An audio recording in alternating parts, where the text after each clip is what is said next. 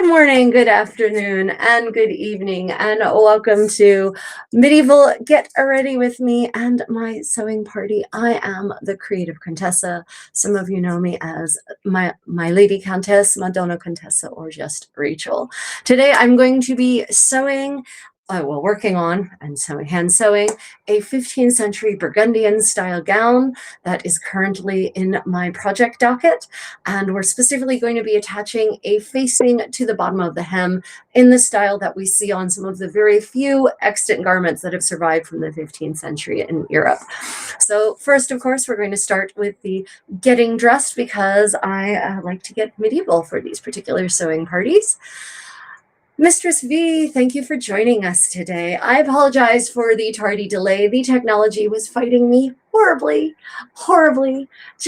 I hate modern technology, so many modern technologies for so many reasons, but this is the only way I can reach you all, so there it is.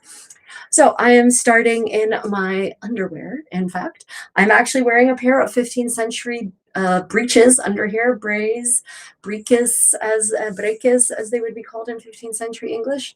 And I am wearing, of course, over top of that, my smock, as we say in modern English, smocka in 15th century pronunciation. And this is where the terms artist's smock actually comes from originally, from this linen shirt that people used to wear under their garments. And then eventually, as far as I can tell, artists started painting in just their smocks. And so if you've ever, when you were maybe in preschool, if you wore a smock to paint, that is the origin of it, in fact. But in this era, it is an undergarment. And this is the layer that gets laundered. This is the layer that protects your overgarments from the fetid nature of human skin. Yeah. Ayla, lovely to see you. Thank you for joining us. Right, so this is geometric construction. And so that means that it basically consists of a series of rectangles, triangles, and squares. And they are put together in such a way as to create shaping and provide flexibility. Right. And this kind of garment would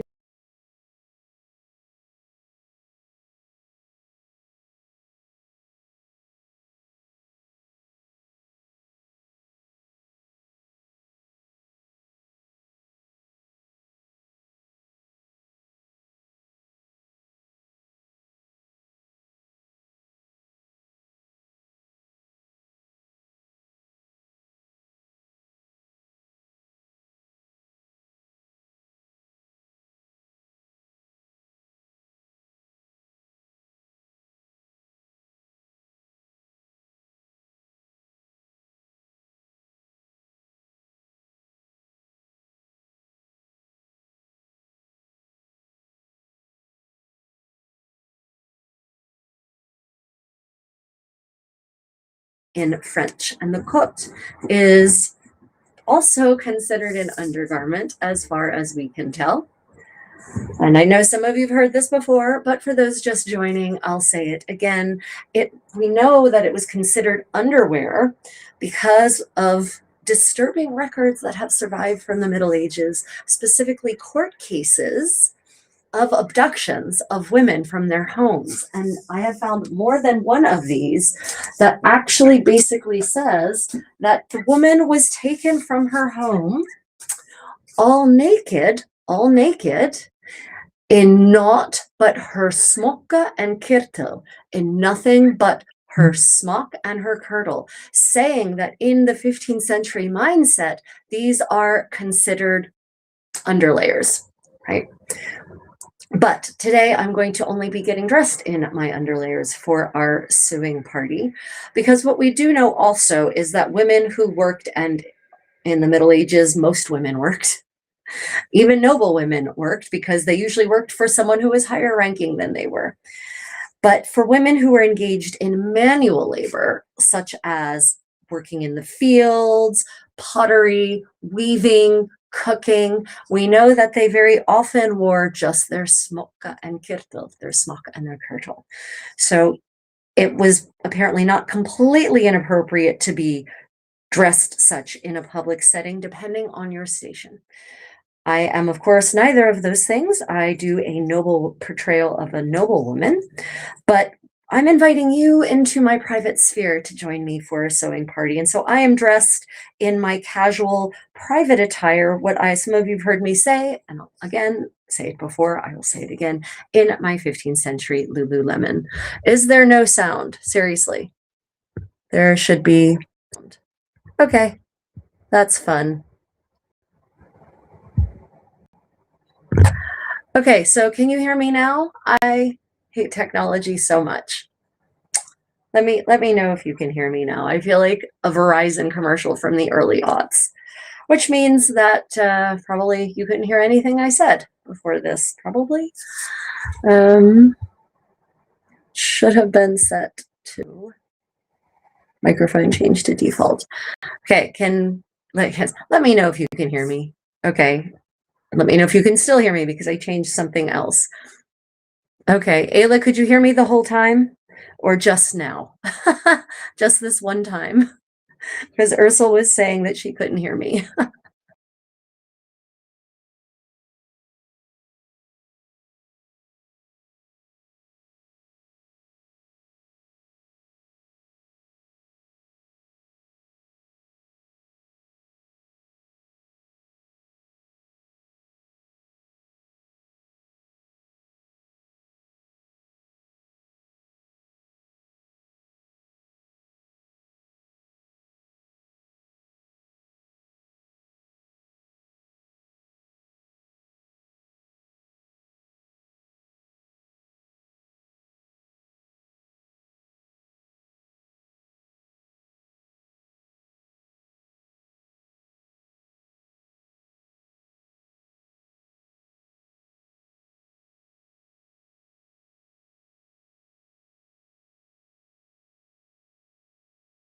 The 16th century, that if instead of using fingers to manipulate the loops, if you attached the yarn or the thread to bobbins, you could do way more bobbins in one braid and create a much more complex pattern. And that is how bobbin lace was born. And it used to be called bobbin lace to distinguish it from the regular lace making.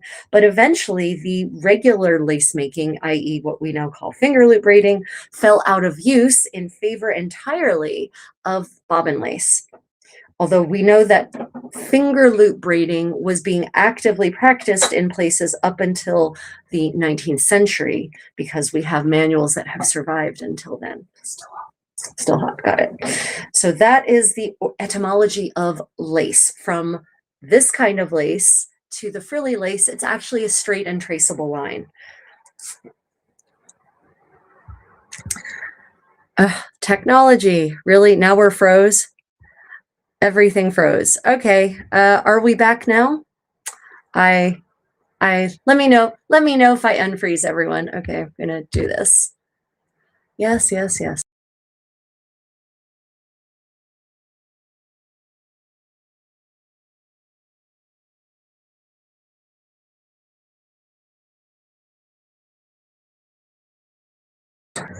Yeah, the screen press. Okay, well, let's see if we're back. Have I unfroze? All I did was hit the refresh. I reloaded the page, of course.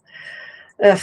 Okay, are we back? We're back. Fantastic. Oh, I really feel like someone, I don't know, maybe a envious creator has cursed me when it comes to technology.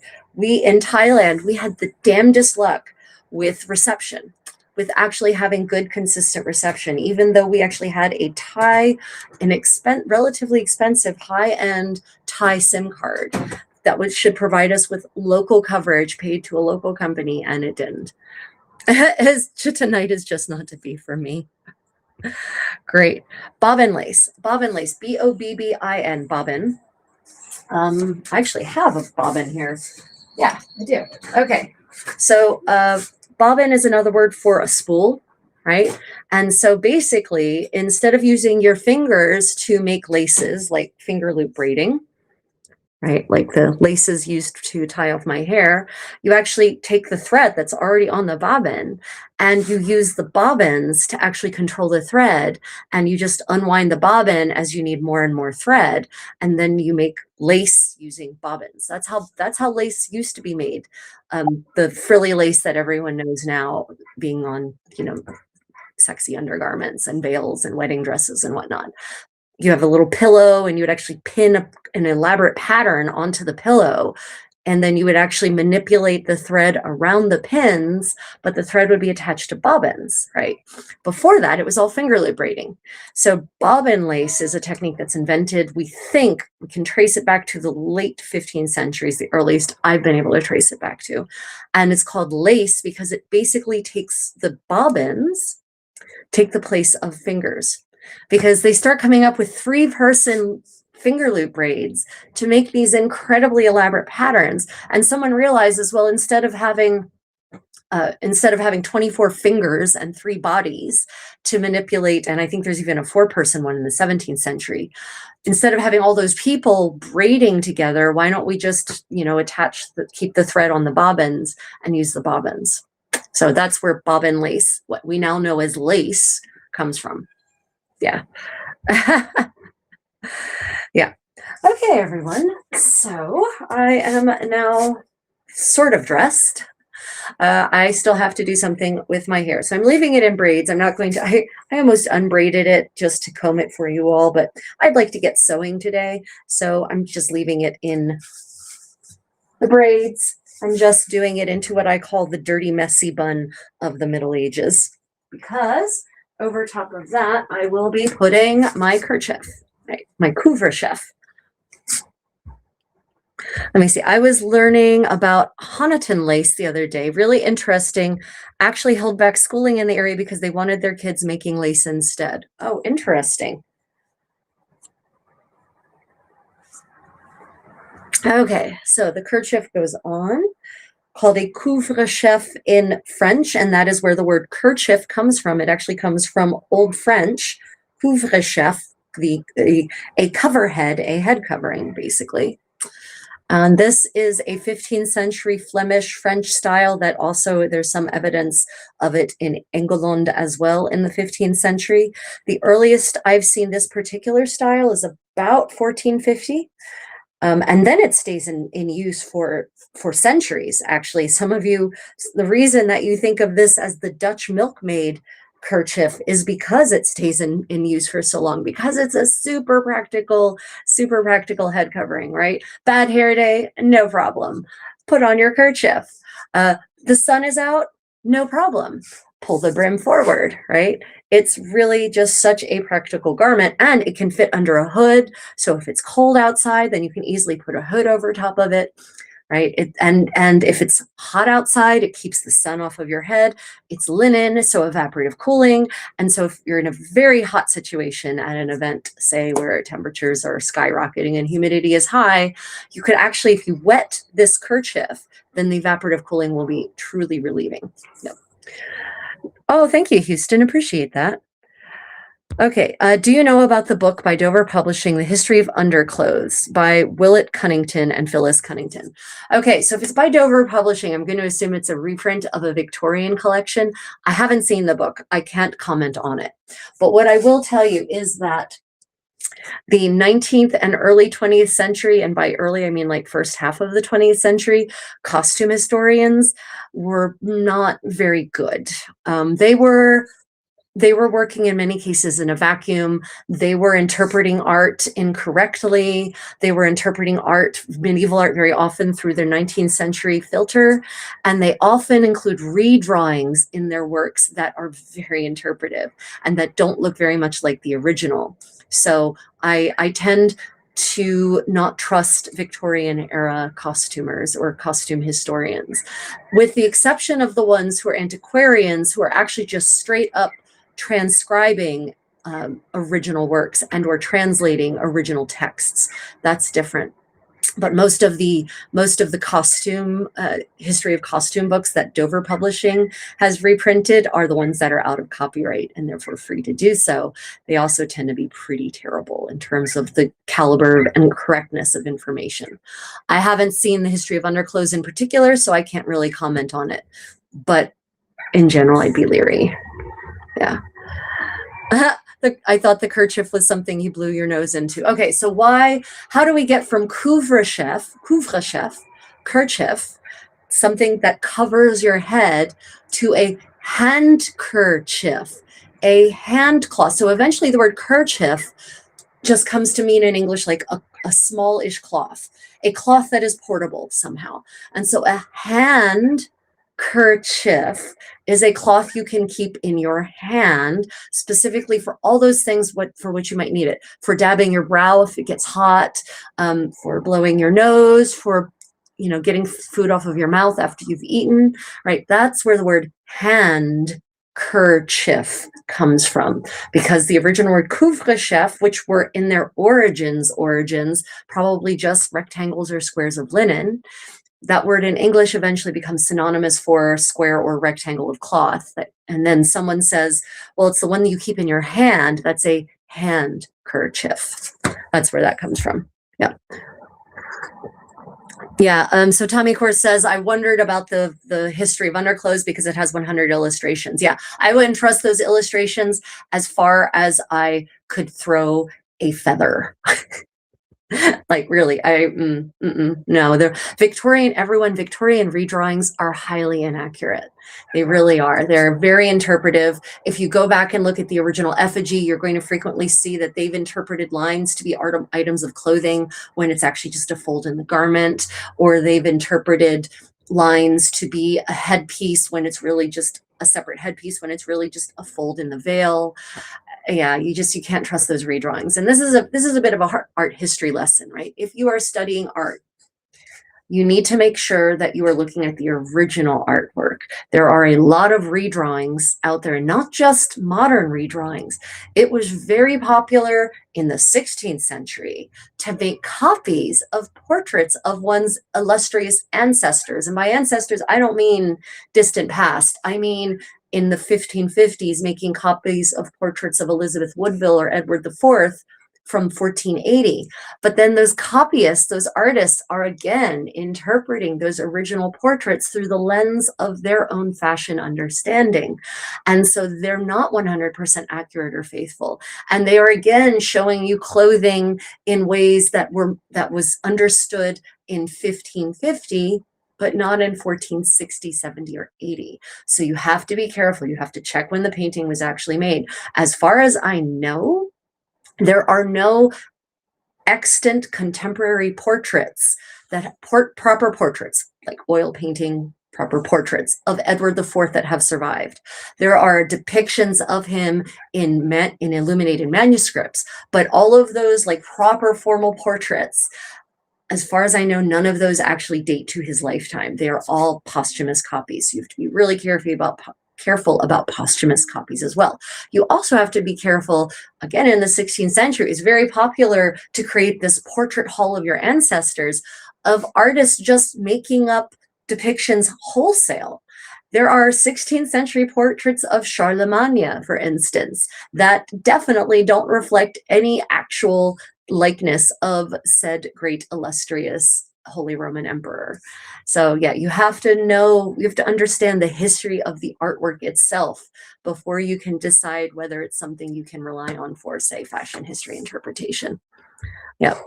Yeah, good morning, Huss. Lovely to see you. Yeah, etymology is so much fun. It really is. It's fantastic fun.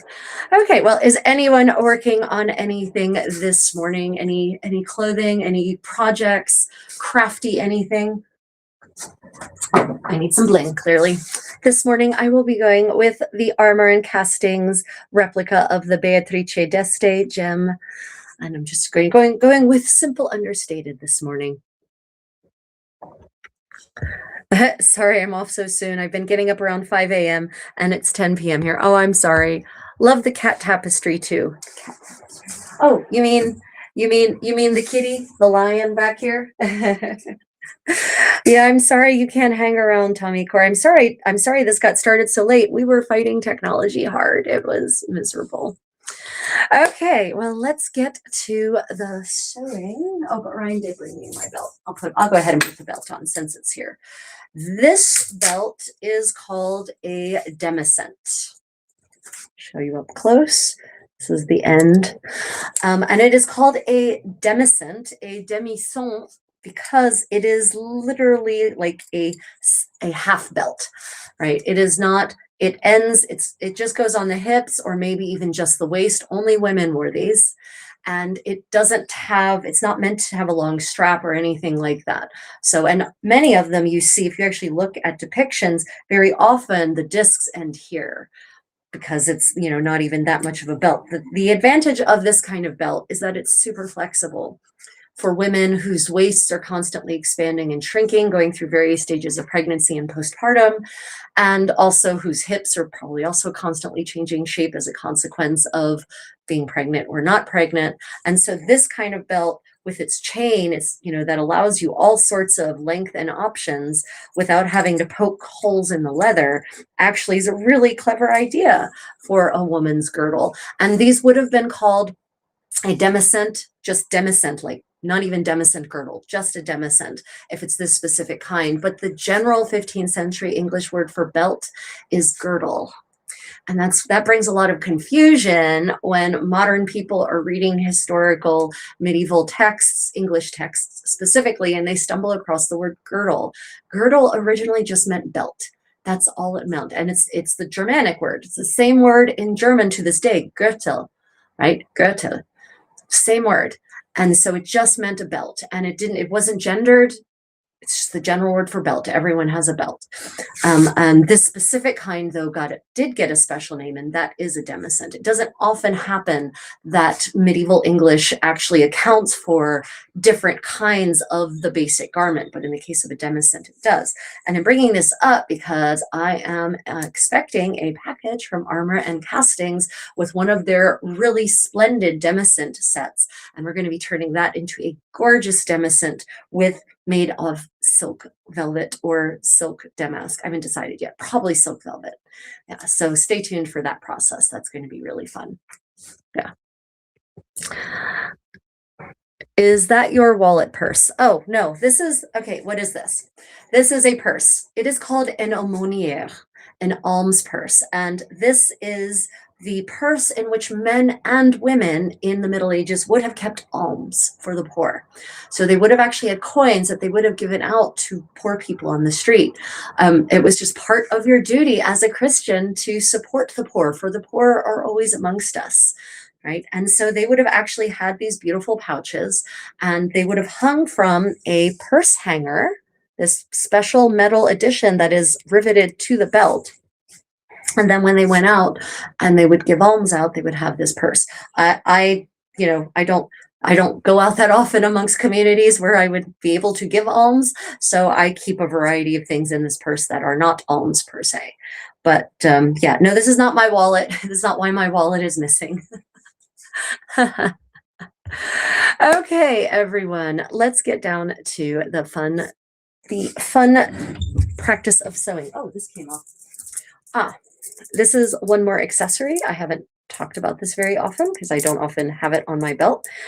This is a paternoster, right? Literally means our Father. And it is basically like a miniature version. It's part of the rosary. It's 2 decades of the rosary in essence. And these are prayer beads so that you would have with you when you would go to mass and you would go maybe pray at a chapel, you would have your paternoster with you so that you could easily keep track of saying the Our Father and the Ave Maria as part of your ritual prayer in the Middle Ages. And paternosters came to be very elaborate, to the point where in certain convents and even in certain monastic communities, they had to enact extra rules about the kinds of beads out of which your paternosters could or could not be made. Humans will peacock. They just will. It's in our nature. It is just absolutely in our nature. Okay, I'm going to move everything forward to get to the sewing. Oh, right, but I wanted to show you progress so far on the new Burgundian gown.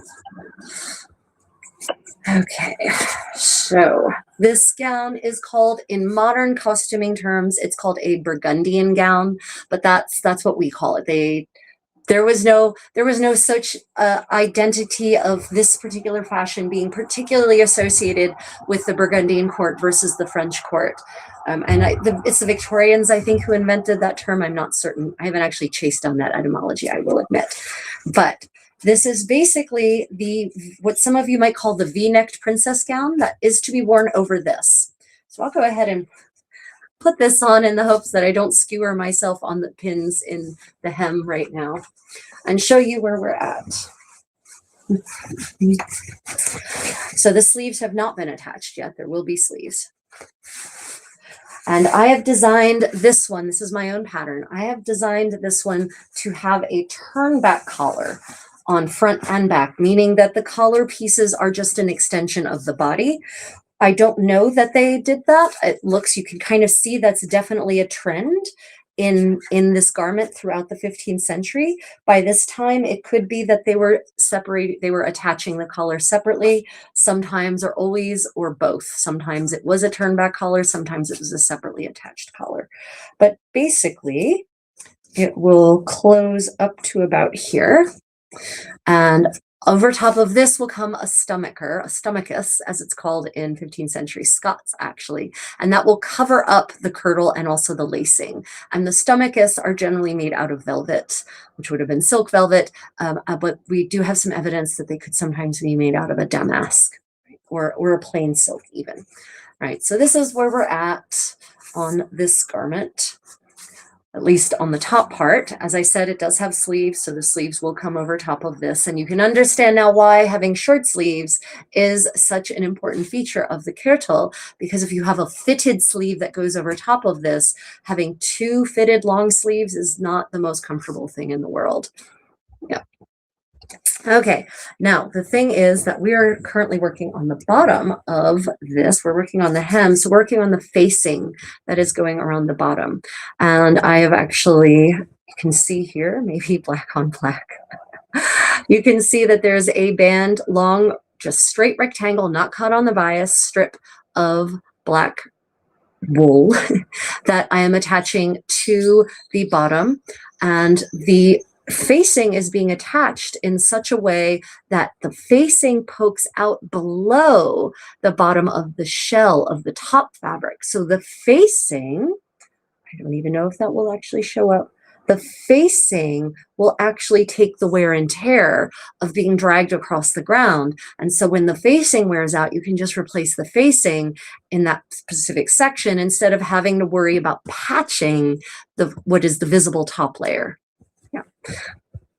So that is where we're at. And I have made it, let's see, there.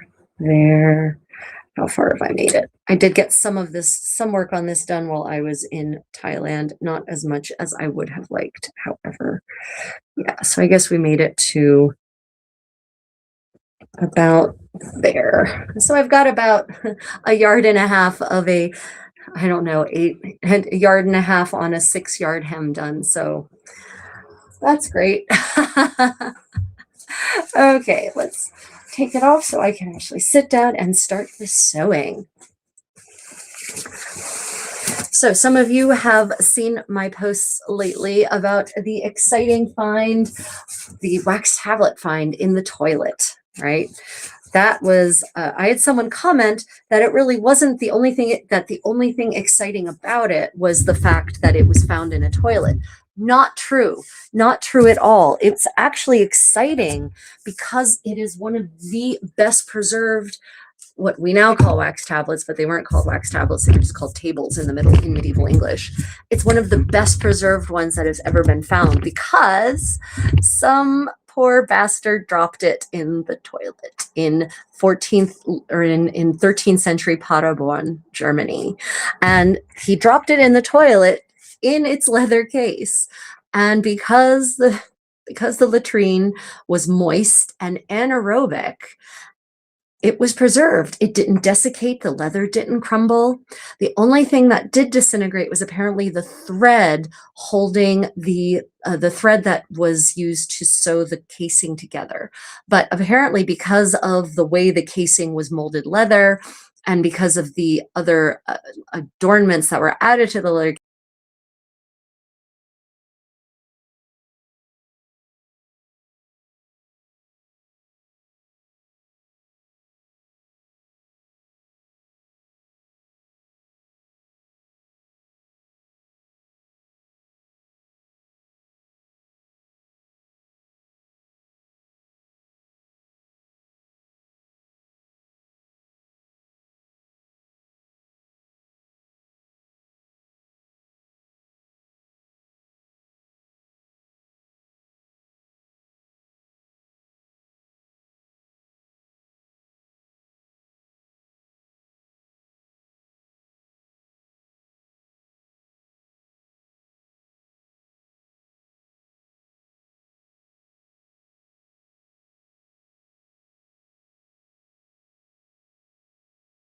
of previous writing, and the imaging devices that we now have can actually peel it back layer by layer, right? And so you can actually get each layer of writing. So we're going to be able to see this man's secrets up until the point where he dumped it in the toilet.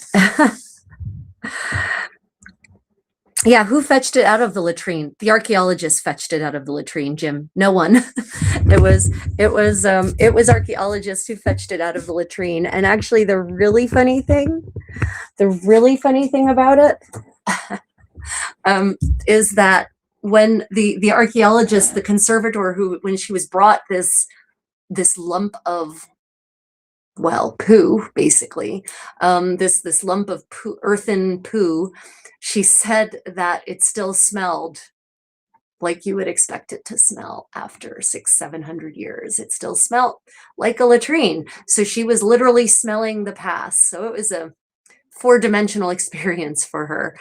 Yeah, so no one fetched it out. So that's exactly what happened. This is my theory. This is my theory anyway. I'm pretty certain that this man, I'm going to lower this. It's going to get a little rocky for a moment. I'm pretty certain that this man was doing what many of us do when we're on the toilet these days, in the bathroom, in the library, right? He was either preparing to take notes or had just finished taking notes. And he dropped it. He dropped it in the toilet. I think because it was in its case, I think he pulled it off of his belt, right? And dropped it before he even was able to do his business, or he had finished his business. He stood up and he was about to attach it to his belt again, and it fell into the latrine. And I'm pretty certain he said to himself, not worth it. Not worth it. Not worth it at all.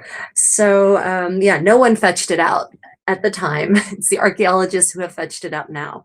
But we can thank that man for doing the most human thing possible, because now we have this perfectly preserved time capsule from Paderborn from the 13th century. And the interesting thing about this text is, or this tablet, it's the writing, the notes are Latin. So this tells us right off the get-go that this was an educated individual from the upper echelons of society. This wasn't a tablet owned by just anyone, because Latin was not the language being used by everyone in this era. It was only being used by the educated. So it's, really, it's going to be really interesting to see what kinds of things he noted in this book. The initial analysis based on the archaeologists just looking at it tell us that it seems to be business records, like business notes. So I'll be very interested to see what other kinds of things are in this tablet. I really wanted to, I want it to be fun. I want it to be notes like, saw a cat peeing on the church wall today, or, I don't know, John is a bastard, or something like that. I mean, it would be really fun if these notes he's been keeping in Latin are completely, really incongruous with Latin as a language of choice for taking notes. Don't fancy making a time capsule, Jim. I will not take anything to read or my phone into the bathroom with me ever. Oh wait, am I back? Am I back? Am I for? I'm going to recycle anyway. Reload.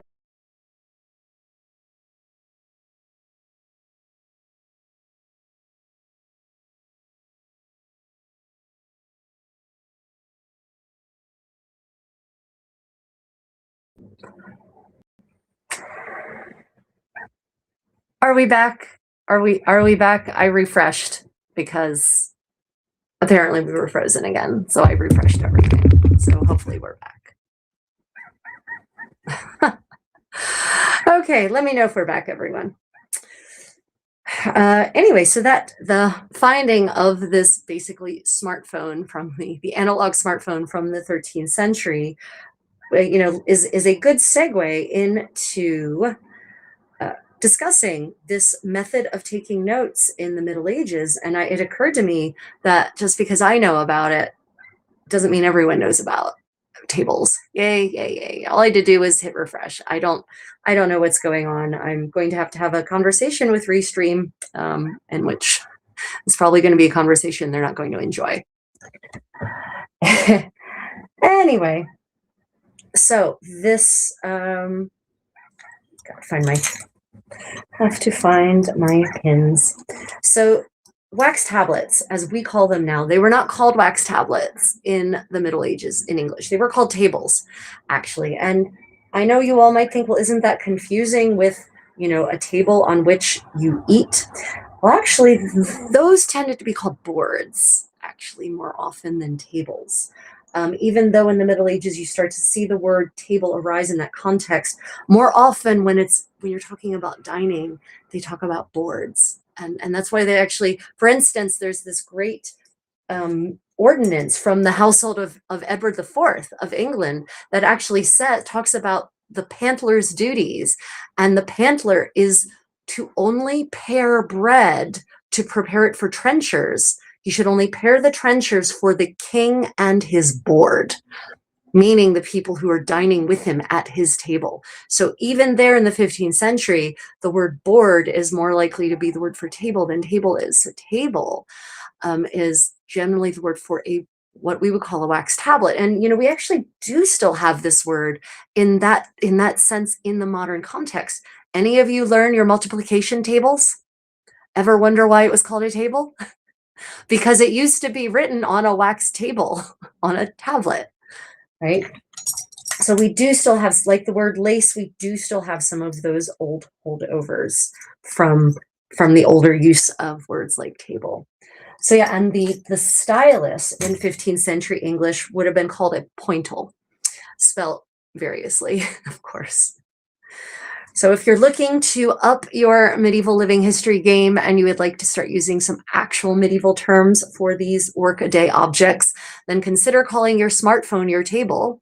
And if it has a stylus, call it a pointle, because that's what it would have been called in the 14th and 15th century at least. And I assume past that, but I haven't looked into the 16th century language of tables, as it were.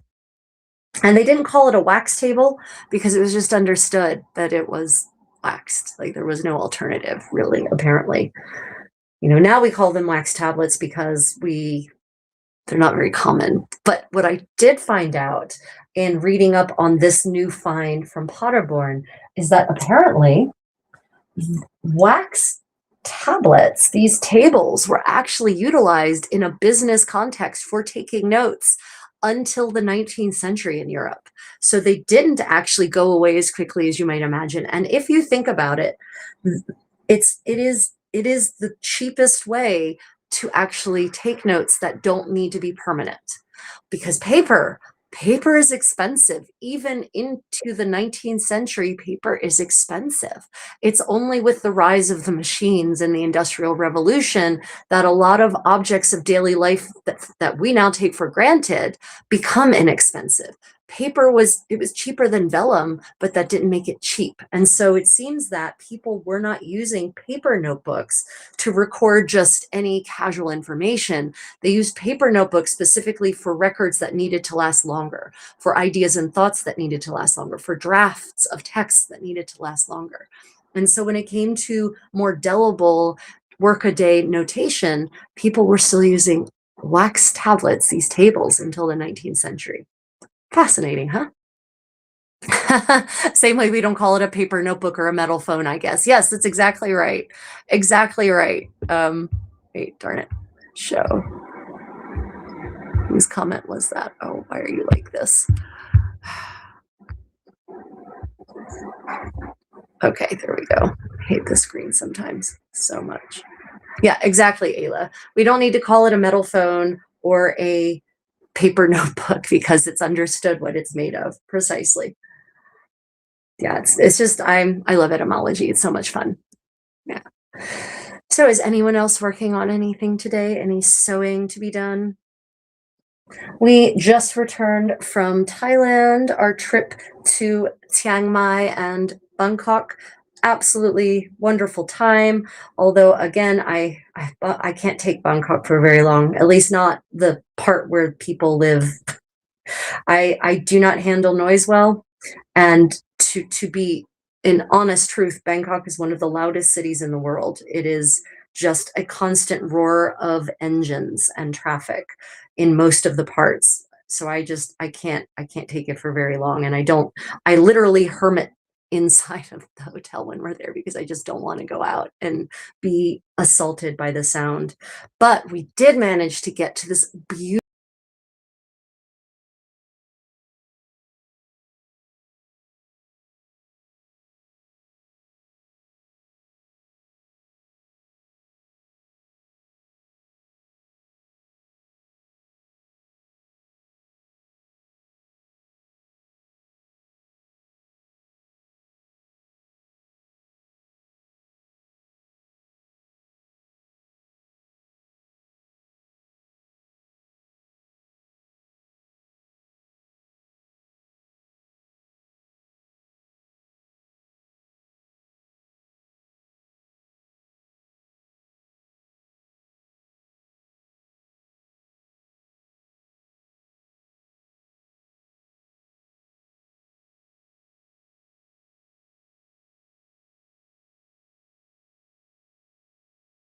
we were in Bangkok to that pier to then cross over to that peninsula, but there are no river ferries that go that far south, alas. So to get there, you have to take the metro to Klong Toei metro stop, or you then have to take a taxi all the way there. So either way, you can't really get away from the roads in order to get to this beautiful, beautiful scenic place. Yeah, that's my only complaint about Thailand is that a lot of it is very, very loud. And we figured out some time ago, that, and it was reinforced on this trip, the Thailand we really want to visit is 19th century Thailand, before the advent of motor vehicle traffic and before when they were still living in the slow way, as I call it, the slow life way, before mechanization, when the villages were still peaceful and quiet, before there was mass amounts of trash everywhere, before there was pollution. There's like maybe 3 places left in Thailand that are still like that, and those are of course the places they always put on the tourist posters. Come see Thailand, see this amazing idyllic rice paddy village, and then you get to Thailand and you ask yourself, where is the rice paddy village? Yeah. That's my only problem with most places in the world, not just Thailand, most places in the world. I want to be in the beautiful, peaceful, scenic places, and there aren't many of those left. Of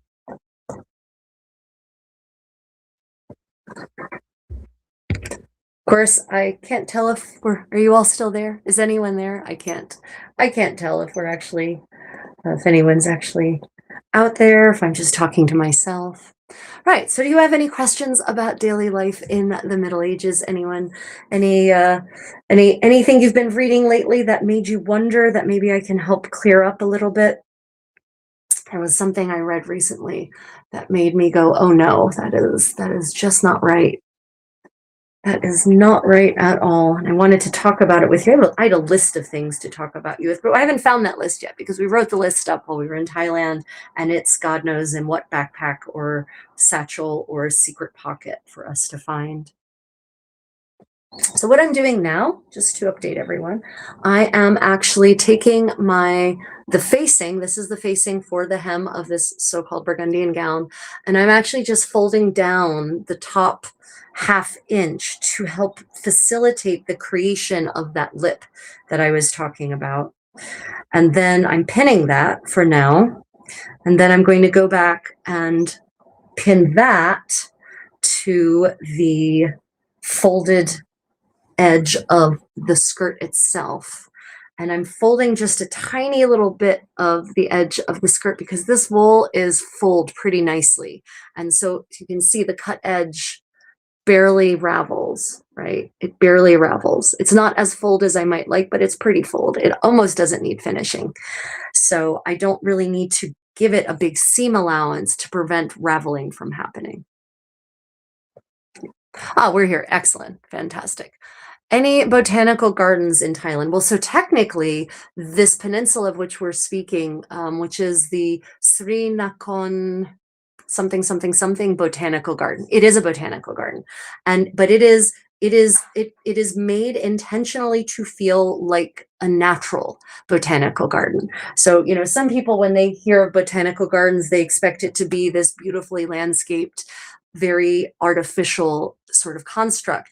And a lot of botanical gardens are moving away from that towards creating natural biomes. And so this Sri Nakhon Park, it's got like 3 other names in the name, and I can't remember what they are off the top of my head.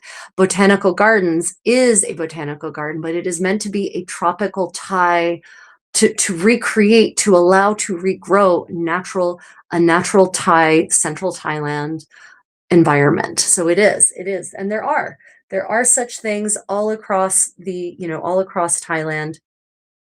And you can go hiking in the mountains, but even in the mountains, this is the crazy part, even in the mountains where there are hiking trails, very often there are mountain roads nearby that snake up the mountain.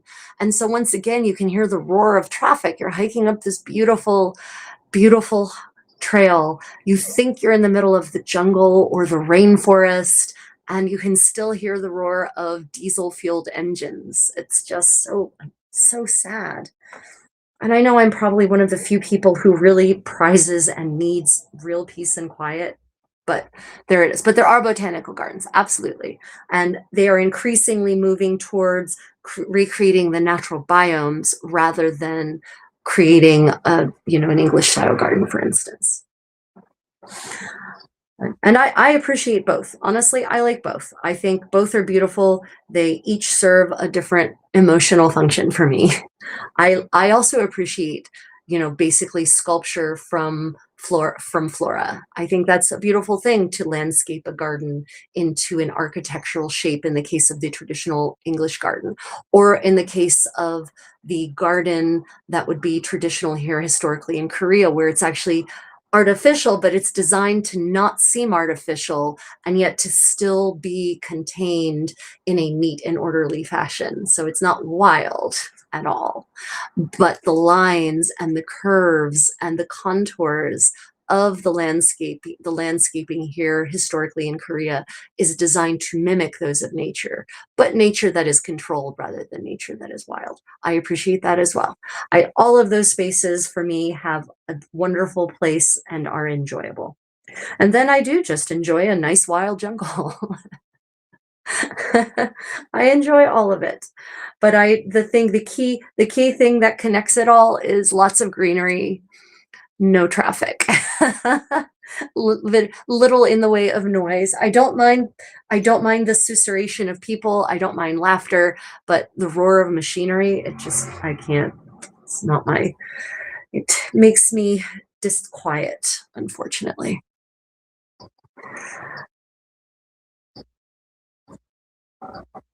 Unfortunately, I just discovered at the end of our time in Chiang Mai, there is a waist loom weaving workshop that they offer. And I was hoping, now that I found it, we're hoping to go back. I'm hoping to reach out to them and say, I don't want just an experience. I actually want to learn how to do this. We're going to be here for a week. Can we please set up some private tutelage so you can show me how to set up the loom? Because right now the 3-hour workshop is it's all set up for you, right? They've warped it already. All you have to do is strap up, and then they show you the actual weaving process itself. But I want to learn how to do the whole thing. So I'm hoping to reach out to them and arrange an actual proper week-long intensive course, basically, where I learn how to do the whole thing from beginning to end. I'm very excited to learn to do that. Sarah, February, lovely. Thank you. Thank you. I missed you too. It's good to be back. I really had planned to do a lot more medieval sewing party live streaming, and the key was that we were going to go out into some of the historic, in some cases actually medieval, in the sense of what was the Middle Ages in Europe, medieval spaces in places like Chiang Mai. And as it turns out, we couldn't do that because the reception was terrible. It was absolutely terrible. It was abysmal. Sometimes we would have a perfectly clear picture and sometimes we would not. So I just was not able to accomplish the medieval living history things that I was hoping to accomplish while we were there. I'm sorry for that. But we did do some live streaming from some interesting sites on my Travels with the Creative Contessa channel. Because as many of you may know, may have suspected, travel for me is definitely very heavily predicated on history, on history and culture, and the culture of creation, handcrafts. So we did cover a lot of that over on the Travels with the Creative Contessa channel. One of my favorite things to do in Chiang Mai actually is the Lana Traditional House Museum. Lana was the kingdom that was the northern third of Thailand, what is now Thailand. The highlands basically sort of sandwiched between what is now Vietnam, Laos, and Burma, Myanmar. And the Lana kingdom was its own polity. It was its own independent entity. They had their own culture, their own language, their own writing system. They also have their own food and their own clothing and their own style of weaving and fabric. And a lot of those traditions, those historic traditions, are actually still preserved in places like Chiang Mai. You can actually take Lana cooking courses where you're learning Northern Thai cuisine, not the typical Central Thai or Royal Palace Thai cuisine, which we did the last time we were there in February. So if you're interested in seeing, experiencing the history and culture of other places as we travel, check out Travels with the Creative Contessa. But this place we went to, the Lana Traditional House Museum, is an outdoor museum to which homes that were basically slated for demolition, traditional style architectural homes, have been relocated, because the way people used to live in northern Thailand is not the way people live now. Mostly people used to live in these beautiful stilt homes built out of teak wood, and they were gorgeous. But they require a lot of maintenance because the jungle will take it back. So they were not cheap at the time, and they're not cheap to maintain even now. 2, they don't necessarily fit with the desire for a modern Western style home. They're built in a very specific way that modern people may or may not find comfortable.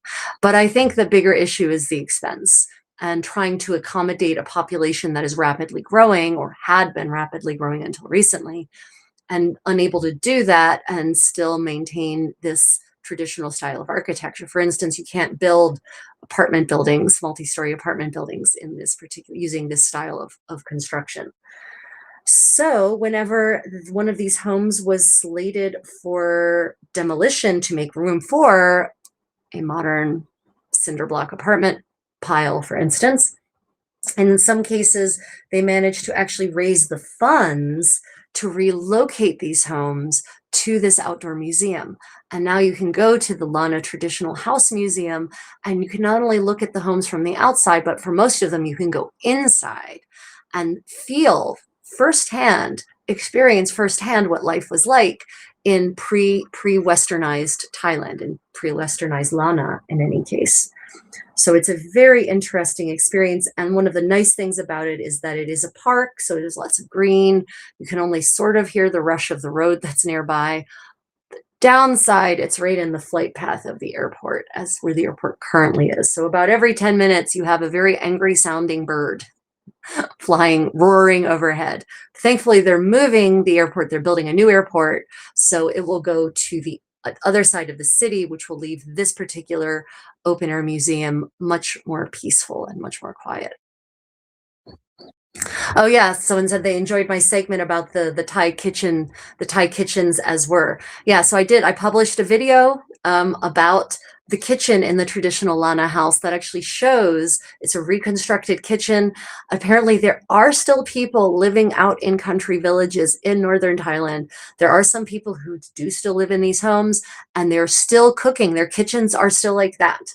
They're still cooking on clay stoves, using clay pots, using the old bamboo inserts for steaming sticky rice. So that is still a possibility. But it's just not, it's not as common, and it's generally not where you're going to see it in the, you know, if you just go to normal places in Thailand, the main centers of tourism, as it were.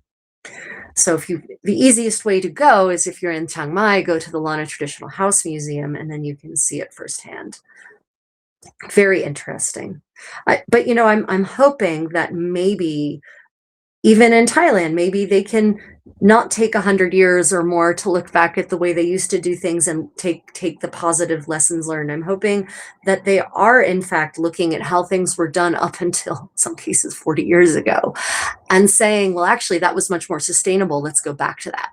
And in some ways that's already happening. So there are grocery stores, major grocery store chains in Thailand that have actually made a commitment to dispensing with plastic wrap for food and going back to using banana leaves and bamboo bamboo wraps, bamboo containers for selling ready-made food, right? Because that is what they used for millennia, and it's 100% biodegradable, 100% sustainable, eco-friendly, and will help remove carbon from the air rather than put it into the air along with other pollutants.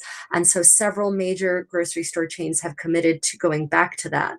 So I'm really hoping that maybe that's a sign that Thailand has reached a stage in its, so we say, modern development. It's redevelopment, it's westernization, I don't know. Anyway, that they will now, they can maybe learn how they do things traditionally, did things historically and traditionally, and will go back to that wherever it's feasible.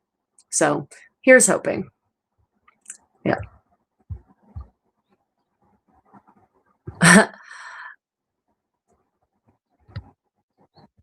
Yeah, I saw you on the Travel Channel and it was like culture shock. Yeah, I have a different look as the modern Contessa, as the traveling Contessa. That's true. I do. But someone once said to me, a friend once observed, he said, it doesn't matter whether you're wearing a sun hat or a hennin, you are still the Countess. It's just a difference of modern Countess clothing or historical Countess clothing. It's all the same. It's all me, just different versions of me. Not made up me, the real me, just different versions of the real me. Let me see. Comments. Ingenious and very creative on how they made things work from nature.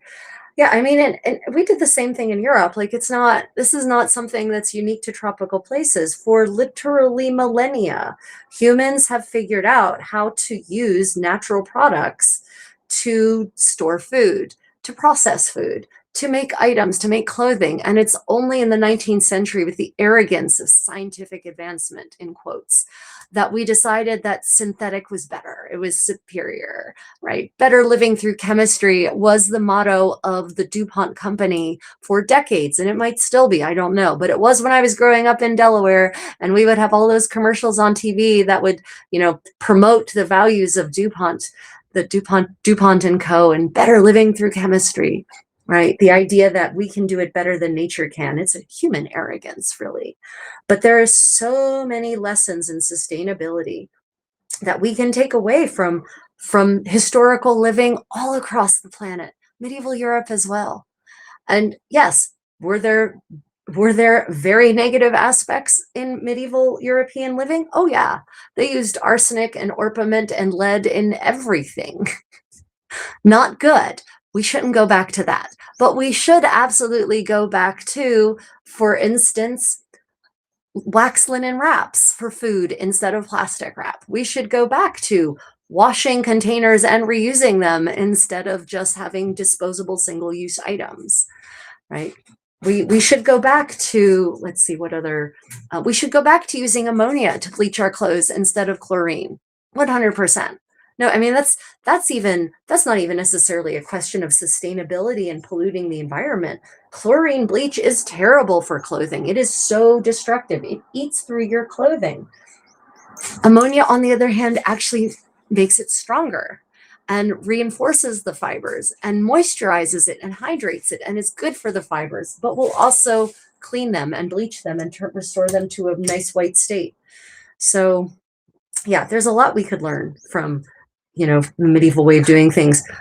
Upcycling, recycling, circular economy, so many good things. Brings me back to what I think Ayla, I think you commented earlier about the squares of silk that were used as toilet paper in the Middle Ages, right? So someone has asked me often, it crops up pretty often in these medieval sewing parties, the question of toilet paper. How did people clean their bums after they did their business in medieval Europe? And, one of the ways that they did it, we know for certain because we find these in latrines. They would cut up fabric, probably garments that had worn away to the point where there was nothing that could be left to be done with it, where it was so worn out that it couldn't even be turned into anything else. Then they would cut the fabric up into squares, neat squares, actually. And if you think about it, you don't want there to be trailing threads for this purpose. They would cut it up into squares, and you would use squares to wipe your bum. How do we know this? Because we find them in latrine digs. When archaeologists start digging in medieval latrines, they pull out the most amazing things. And very frequently, not just in Paderborn, they pull out squares of fabric. And when they start analyzing the fabric, they find out that there's fecal matter on it. So that is a way that medieval people cleaned their bums. They didn't have toilet paper, they had toilet silk. And the finds from Paderborn I find particularly interesting because they are actually, it's silk damask. It's actually a patterned and textured silk. And I was thinking to myself, that would actually be that's like quilted toilet paper that we have now, right? That has a texture. That probably actually helps with cleaning things out. So yeah, silk, toilet silk for the win.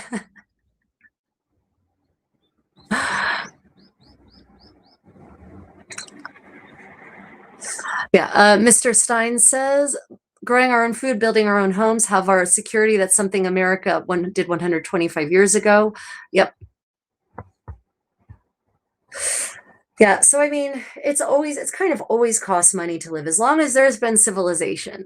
As long as the second we transition from being hunter-gatherers to farming and agriculture and started building cities, it was always going to cost something to live, right? It's a question of whether you're using a currency or if you're engaging in bartering of goods and services, but it's always going to cost something to live. Depending on whether there's such a thing as private property. And I don't necessarily want to wander down that rabbit hole this morning. But at the very least, we can stop creating such a burden on the environment in the way in which we live. Yeah. Let me see. I read somewhere even further back, they use their hands to wipe their buns. They also use sponges. Yeah. So in ancient Rome, for certain, I know that the public latrines, which they had flushing toilets in ancient Roman cities. For those of you who've been to Ephesus or Pompeii, you've seen them. They actually had banks, like it would be a room with an entire bench of toilet seats. And the water would actually flow, the water from the aqueducts would actually be piped in, and there was just a channel of running water underneath. And so the channel would wash away everything that came out of humans, and there would actually be a bucket next to each of the toilet seats, basically, with a sponge on a stick. So it was a shared sponge, but it was on a stick. So you weren't actually touching the sponge itself with your hand. But it was in a bucket, and hypothetically you were supposed to rinse it. And I don't know if anyone has documented that this was the practice in ancient Rome, but it would make sense to me that if it's a sponge on a stick, that you would actually stick this sponge on the stick. You'd stick the sponge into the running water in the latrine, give it a rinse, and then use it, and then maybe rinse it afterwards. But yeah, for certain in ancient Rome, they definitely use sponges. Not everyone is going to have access to sponges, by the way. Sponges are a natural animal. They're a sea creature. And so if you live on the coast where sponges grow and live, and you have sponge farmers, not sponge farmers, sponge fishermen, basically, then you'll have more access to sponges. Sponges will be less expensive. But if you're living somewhere in the middle of Germany in the 14th century, your access to sponges is going to be more limited. Sponges become a more luxury item.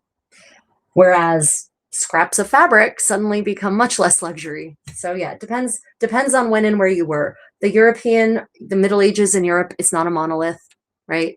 It's not the same everywhere across the 1,000 years of the Middle Ages. It's not the same across the entire continent. So things change and evolve.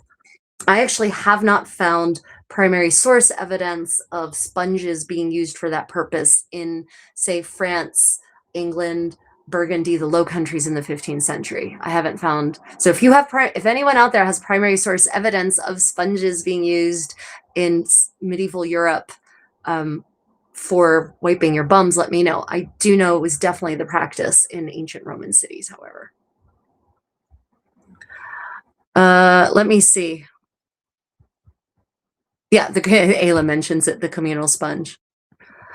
Wasn't it kept in vinegar? Yeah, vinegar or salt water. Yeah, so the bucket, again, humans might not have always understood about microbiology, but they understood cause and effect. So yeah, the sponges on a stick were kept in a bucket of salt water or vinegar water.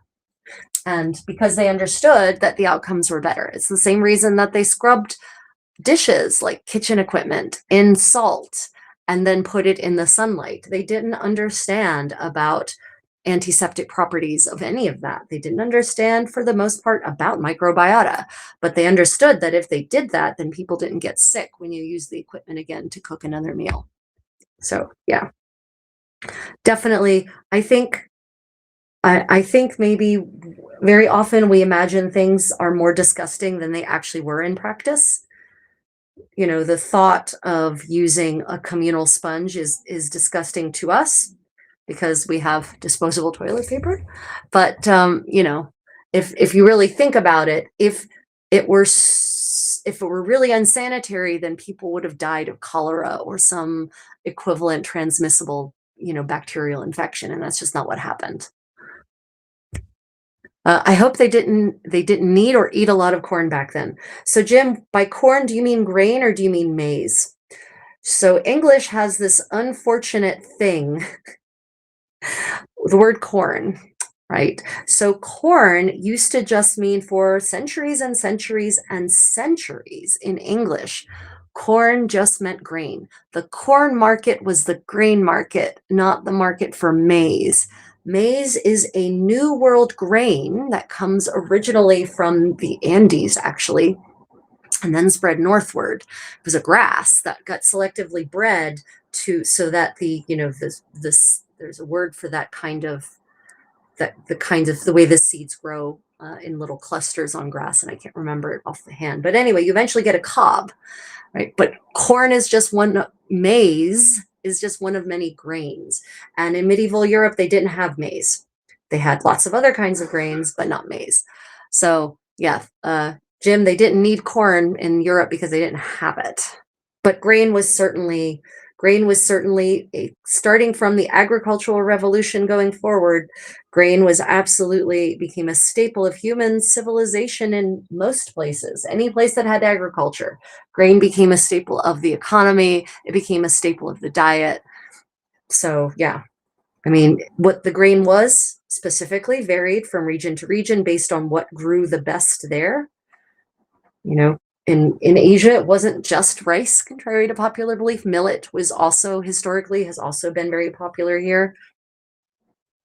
For instance, So yeah, varies from place to place.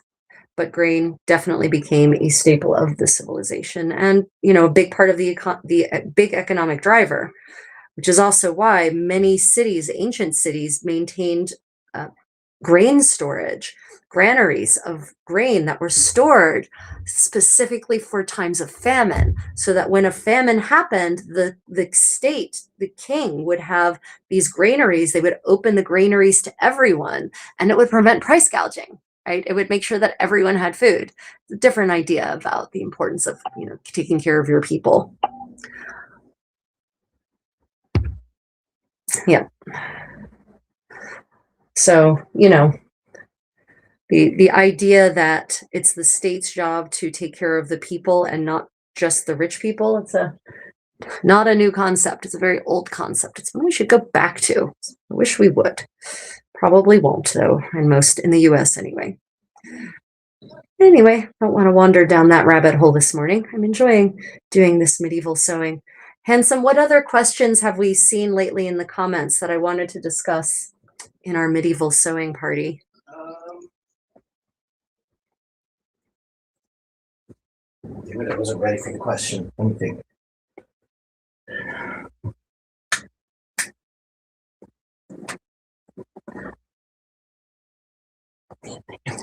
Oh goodness. Okay, well Where's maybe our list? I don't know. I don't. Oh, I know where the notebook is. Yeah, I don't know where the notebook is. Oh, new book I just got. So many of you, yeah, Mays believe I'm talking about. Yeah, so Jim Mays is part of the Columbian Exchange. So I know many of you have heard the lecture on the Columbian Exchange before. I'll give it again. The Columbian Exchange is the transference of goods, mostly natural products, between the Americas and Eurafrica, Asia, that is the consequence of Columbus and his fellow conquistadores sailing across the Atlantic and returning again with all of these products. And so tomatoes, potatoes, corn, chili peppers, chilies, which are all peppers, not pepper plant peppers, which is a creeper, but chili peppers, green beans, and vanilla and chocolate go from the Americas to Eurafrica, Asia, right? And then in exchange, the Americas get things like cows and pigs. So yeah, there's a big exchange that happens. Corn is amongst them, and corn doesn't get uptake really as a foodstuff in most parts of Europe, Africa, and Asia until very, very recently. It was mostly used in that part of the world, in Europe, Africa, and Asia, as animal feed. Yeah. And that's because it's not really digestible by humans without being processed in a very specific way in which it was processed in the Americas, but something we stopped doing when we took it back to Asia, to Europe. And it turns out if you don't actually, submit the corn to this particular chemical transition, then it's not really that digestible and it's actually bad for you. But, whatever. But what that means is that, Italians, tomato sauce, not a thing until the 18th century. Can you imagine Indian curry without chili peppers? Can you imagine Korean food without gochu? Can you imagine any number of Chinese dishes without the various red peppers that they also use? Thai food, no Thai bird chili peppers, no chili peppers at all, in fact. But that was the reality before the Columbian Exchange, and corn was a big part of that. Can you imagine European cuisine, German food without potatoes? But you should, because there were no potatoes in German cuisine really before the 18th century, because it took that long for potatoes to get uptake. Let me see. Corn poo. Ladies' time, what do they do? That's a great question, Steve. So menstruation. What did ladies do at that time of the month? there's a lot of evidence for what ladies did at that time of the month, and some of it might lead to conjecture. So, we might find new information that changes how we understand it. But depending on where and when you were in medieval Europe, there were a couple of different options. If you lived in a verdant green place where moss grew, then they would actually use moss as menstrual pads. Specifically, the best kind is sphagnum moss. I think that's how it's pronounced. I've never heard the word said aloud. I've only read it in archaeological reports. But it's a specific kind of moss. It's spongy. It's very durable. It's antimicrobial. It's antibacterial. It's antifungal. It's antiseptic. And it has a crazy absorption rate. It can absorb like 20 times its weight in liquid. And it can be reused. It can be rinsed out and wrung out and reused. And so we have evidence from graves of women who were interred probably while mid-menses who actually have bits of moss between their legs. And there's a reason the moss is also called blood moss. And there's a theory that it's called that because that's a memory of when women used to use it as menstrual pads. And in World War I, this same moss was used for packing wounds, soldiers' wounds. It is the reason that more people didn't die in World War I, because it was antiseptic, right? They didn't have antibiotics yet, but they did have sphagnum moss. And not only was it absorbent, not only was it antiseptic, it actually encouraged the generative regeneration of the body. So yeah, the only reason, and in fact, there were sphagnum menstrual pads, sphagnum moss menstrual pads that were actually produced commercially in the 1950s, I think. And I wish they would go back to that. That would be great for those of us who don't have time to go out into the forest and harvest moss. So moss is definitely one way. They also had rags. That's where the expression "on the rag" comes from. Rags made of linen, especially in medieval Europe, sometimes made of cotton as well. And they would apparently attach these to a string, a girdle, basically a belt. There would be a belt for it, right? You'd have a belt around your waist, and then there would be a string that would be tied to the rags, and that would be placed between your legs. And I think my theory is that, especially during that time, women wore breeches, linen underpants, to help hold everything in place. And also, if any seepage happened, if any blood got around the absorbent materials, then it wouldn't stain your undergarments. It would stain only the breeches and not your smock, right? I think that a two-part system is the best, honestly. Yeah.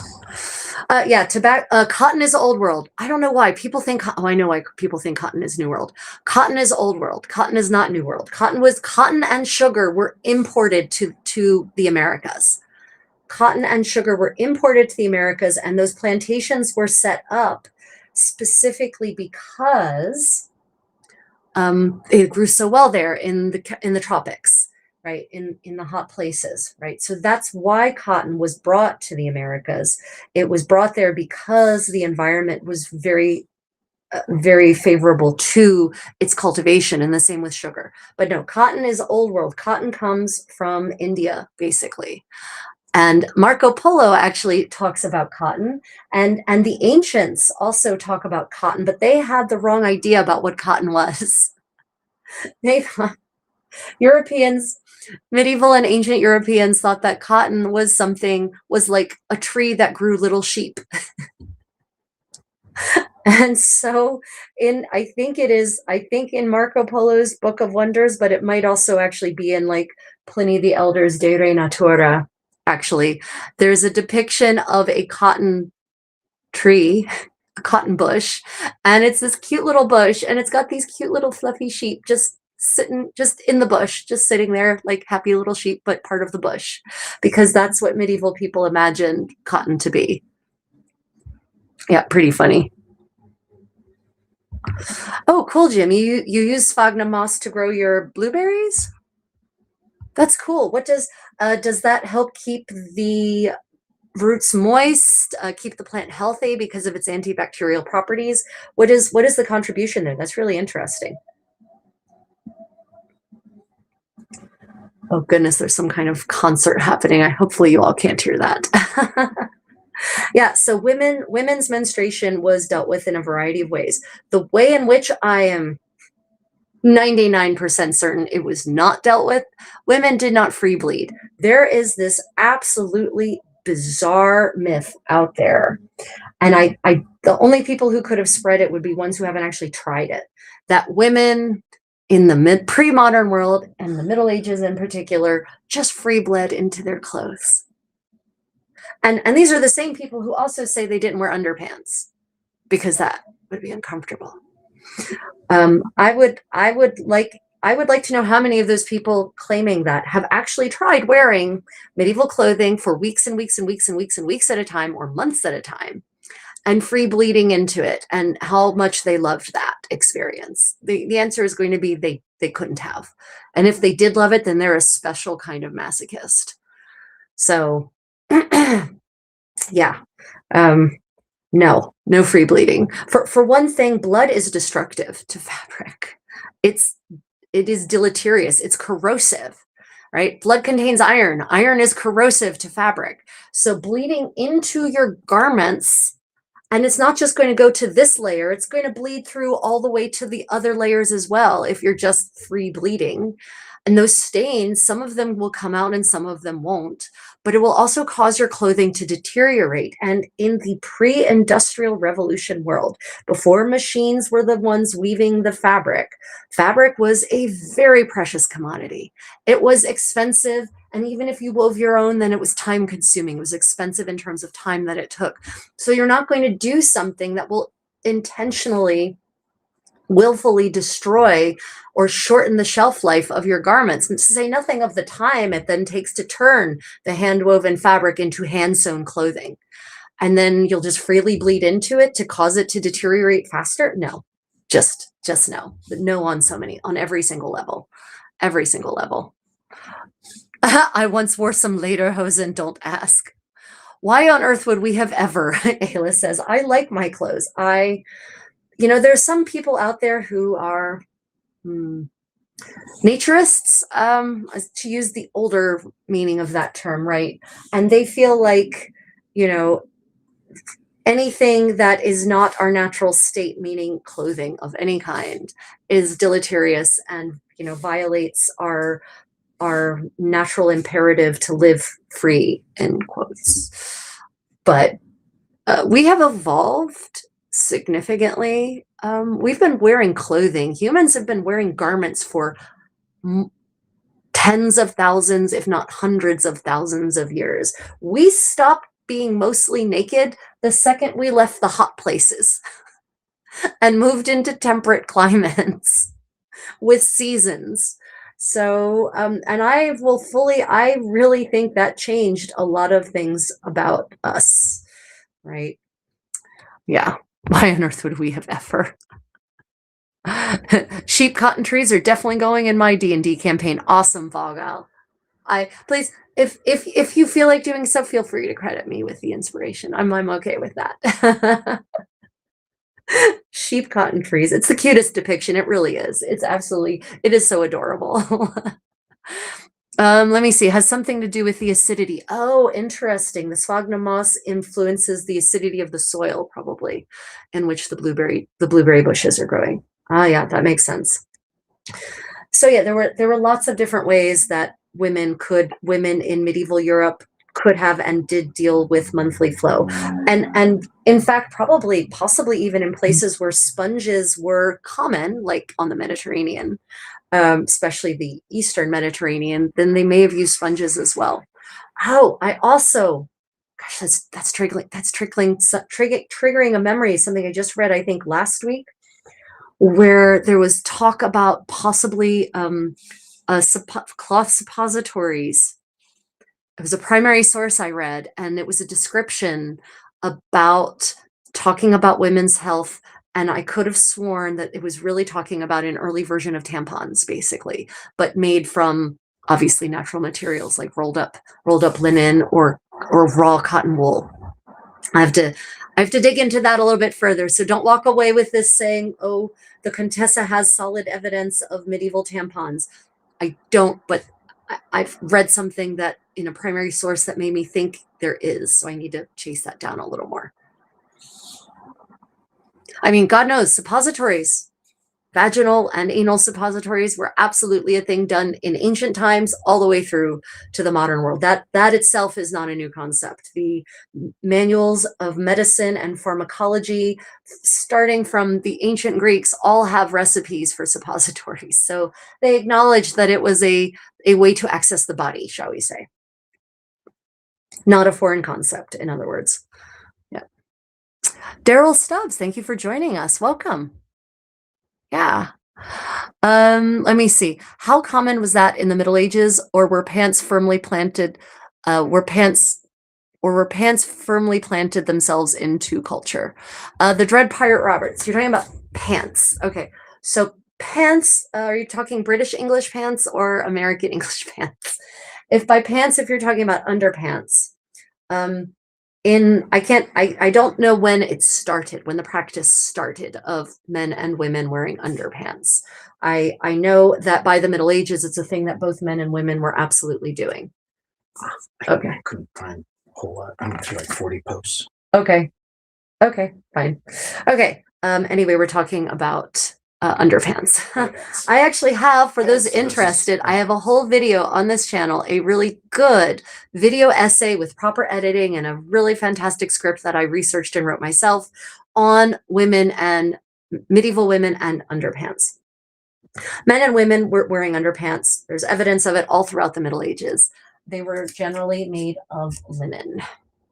And we know because men are very often depicted in their underpants, and up until the 15th century, men's underpants were basically, just imagine giant linen boxer shorts, or relatively voluminous linen boxer shorts. And that was not just a question of comfort, that's a question of keeping your clothes clean, because those are the layers that can be washed. Peasants are often depicted working in the fields. Peasant men, agricultural workers.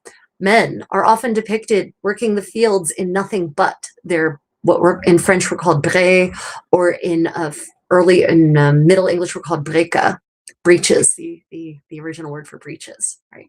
So men were wearing them. We know that in monastic communities, men wore them as well.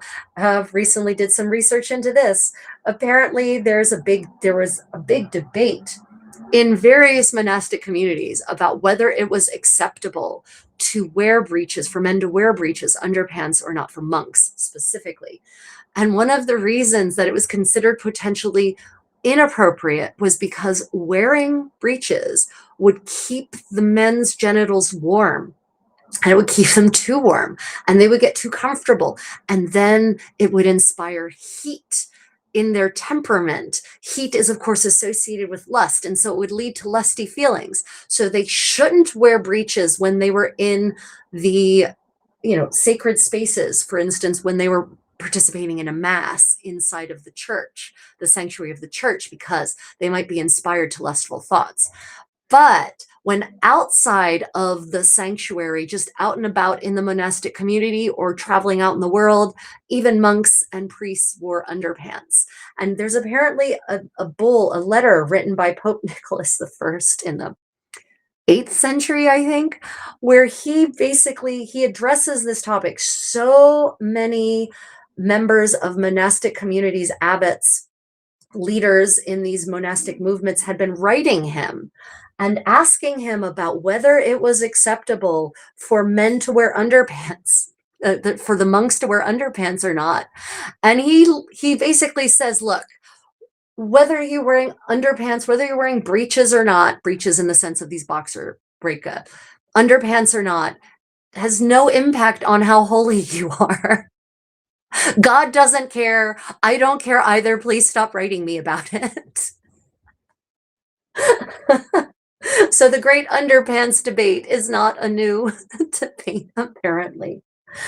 But we also know that nuns wore them, and how do we know that? Because there are regulations from various convents that talk about the clothing that the nuns were allowed to have and weren't allowed to have, and very often breeches were included in the clothing they were allowed to have, and I think they were supposed to have 2 pairs.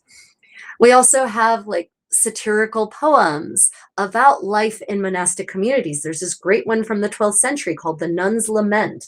And in it, this nun who was a noblewoman and, entered the convent, so she was used to a comfortable life. She complains about how dirty everything is now that she's a nun. And she complains specifically about her dirty underpants. Right, which is also a sign that being dirty and in body and wearing dirty clothes was not something medieval people generally liked. Otherwise, this nun wouldn't be complaining about it because it would be the standard situation. But it wasn't the status quo at all. It was an unusual situation, which is why she's complaining about it. So yeah, I did my thesis on underpants. The Dread Pirate's awesome. Let me see. Oh, Jim, you didn't offend me. Wait, where I missed a comment somewhere. Let me see. Jim says animal skins are still garments, aren't they? Yep, absolutely. Animal skins are absolutely still garments. Yep, 100%. Animal skins absolutely count as garments. Anything that is not your own hair with which you cover your body is a garment. If it's someone else's hair that you're using to cover your body, it's still a garment. Yeah.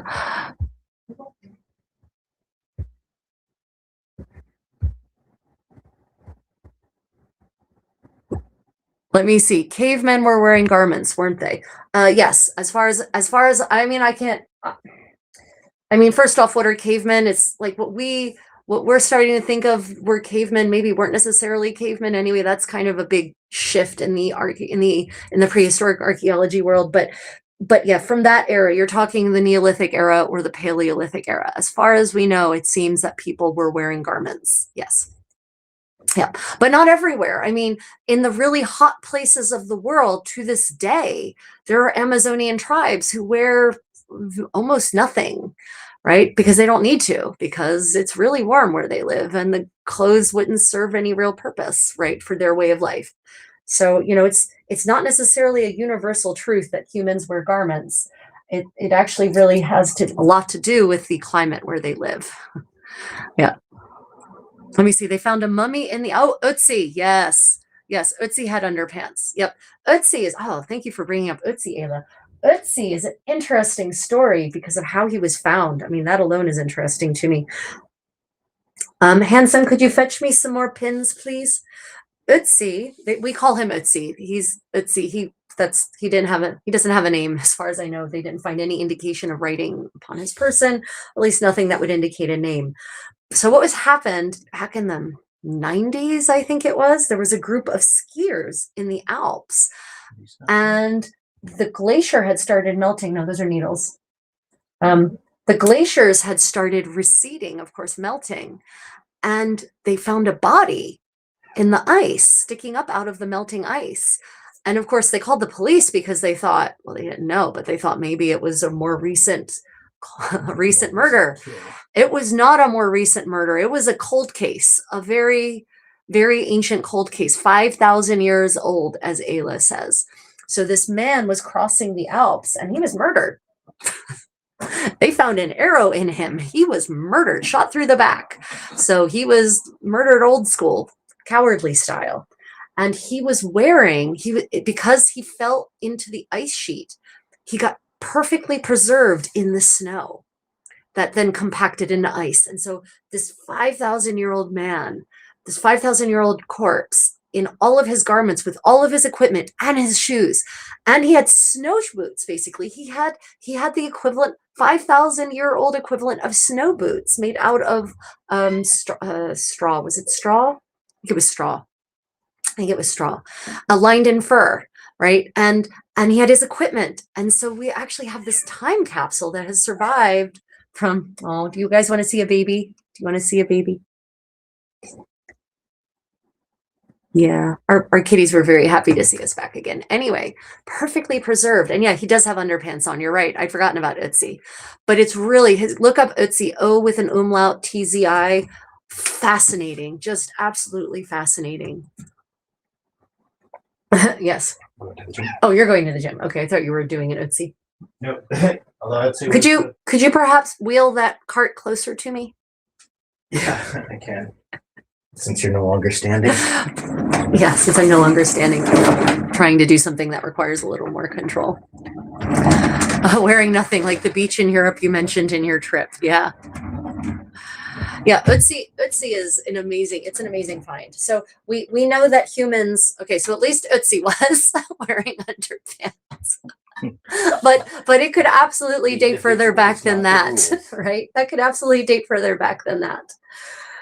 So yeah, men and women, and how do we know that women did? Right. You know, if you guys want to start a fight in the medieval reenactment community, just make this statement. Medieval women wore underpants. Just say that. That's all you have to say. And you're going to draw people out of the woodwork who normally don't have strong opinions about anything, but they've got an opinion about that. Right. It is remarkable that people will die on this hill. And again, I'm going to say, the Middle Ages is not a monolith, neither in terms of the 1,000 years nor the geography, right? And even just talking about what we now recognize as Europe, also not a monolith. So the practices of women wearing underpants will not perforce be the same in Italy as it would be in England. It wouldn't be the same from Rome to Florence necessarily. But to make a statement that women, and every time I hear this in some bloody fashion history video by someone who doesn't know better but should know better, they say pre-modern women before the modern era didn't wear underpants. Bullshit. Bullshit. Bullshit, bullshit, bullshit. That is not true. Women absolutely did. In medieval Europe even, depending on when and where. And there's an interesting thing is that it seems, I think there was even a woman found in a migration era grave who had signs of having worn breeches. I'm talking like 6th century, 5th century France or Germany. I don't remember which grave offhand, but someone posited that makes sense because migratory people ride horses and they ride nomads. They ride horses. They ride horses for long distances. And it makes sense that as a man or a woman, you will want to wear pants, whether they're underpants or pants, you're going to want to wear them when you're riding long distances. That's why, for instance, Mongolian women wore pants. In lots of parts of Asia, women wore pants, whether or not they were still riding horses. It was a memory from an earlier nomadic time. In Korea, women wore pants under all of their skirts for 2,000 years at least. So yeah, it's whether it's underpants or pants, still they were wearing them.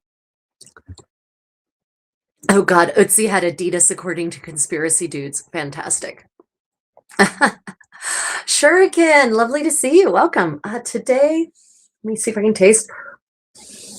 This is a Japanese green tea. It's Japanese green tea, right? Dragonwell. It's not. It's Dragonwell, not a Japanese green tea. This is Dragonwell green tea. I love Dragonwell green tea. It's a very nice green tea. Yeah. No, Camellia sinensis was not consumed in medieval Europe, sadly. It was consumed in medieval Korea, though. Yeah, so underpants, how do we know that women wore underpants?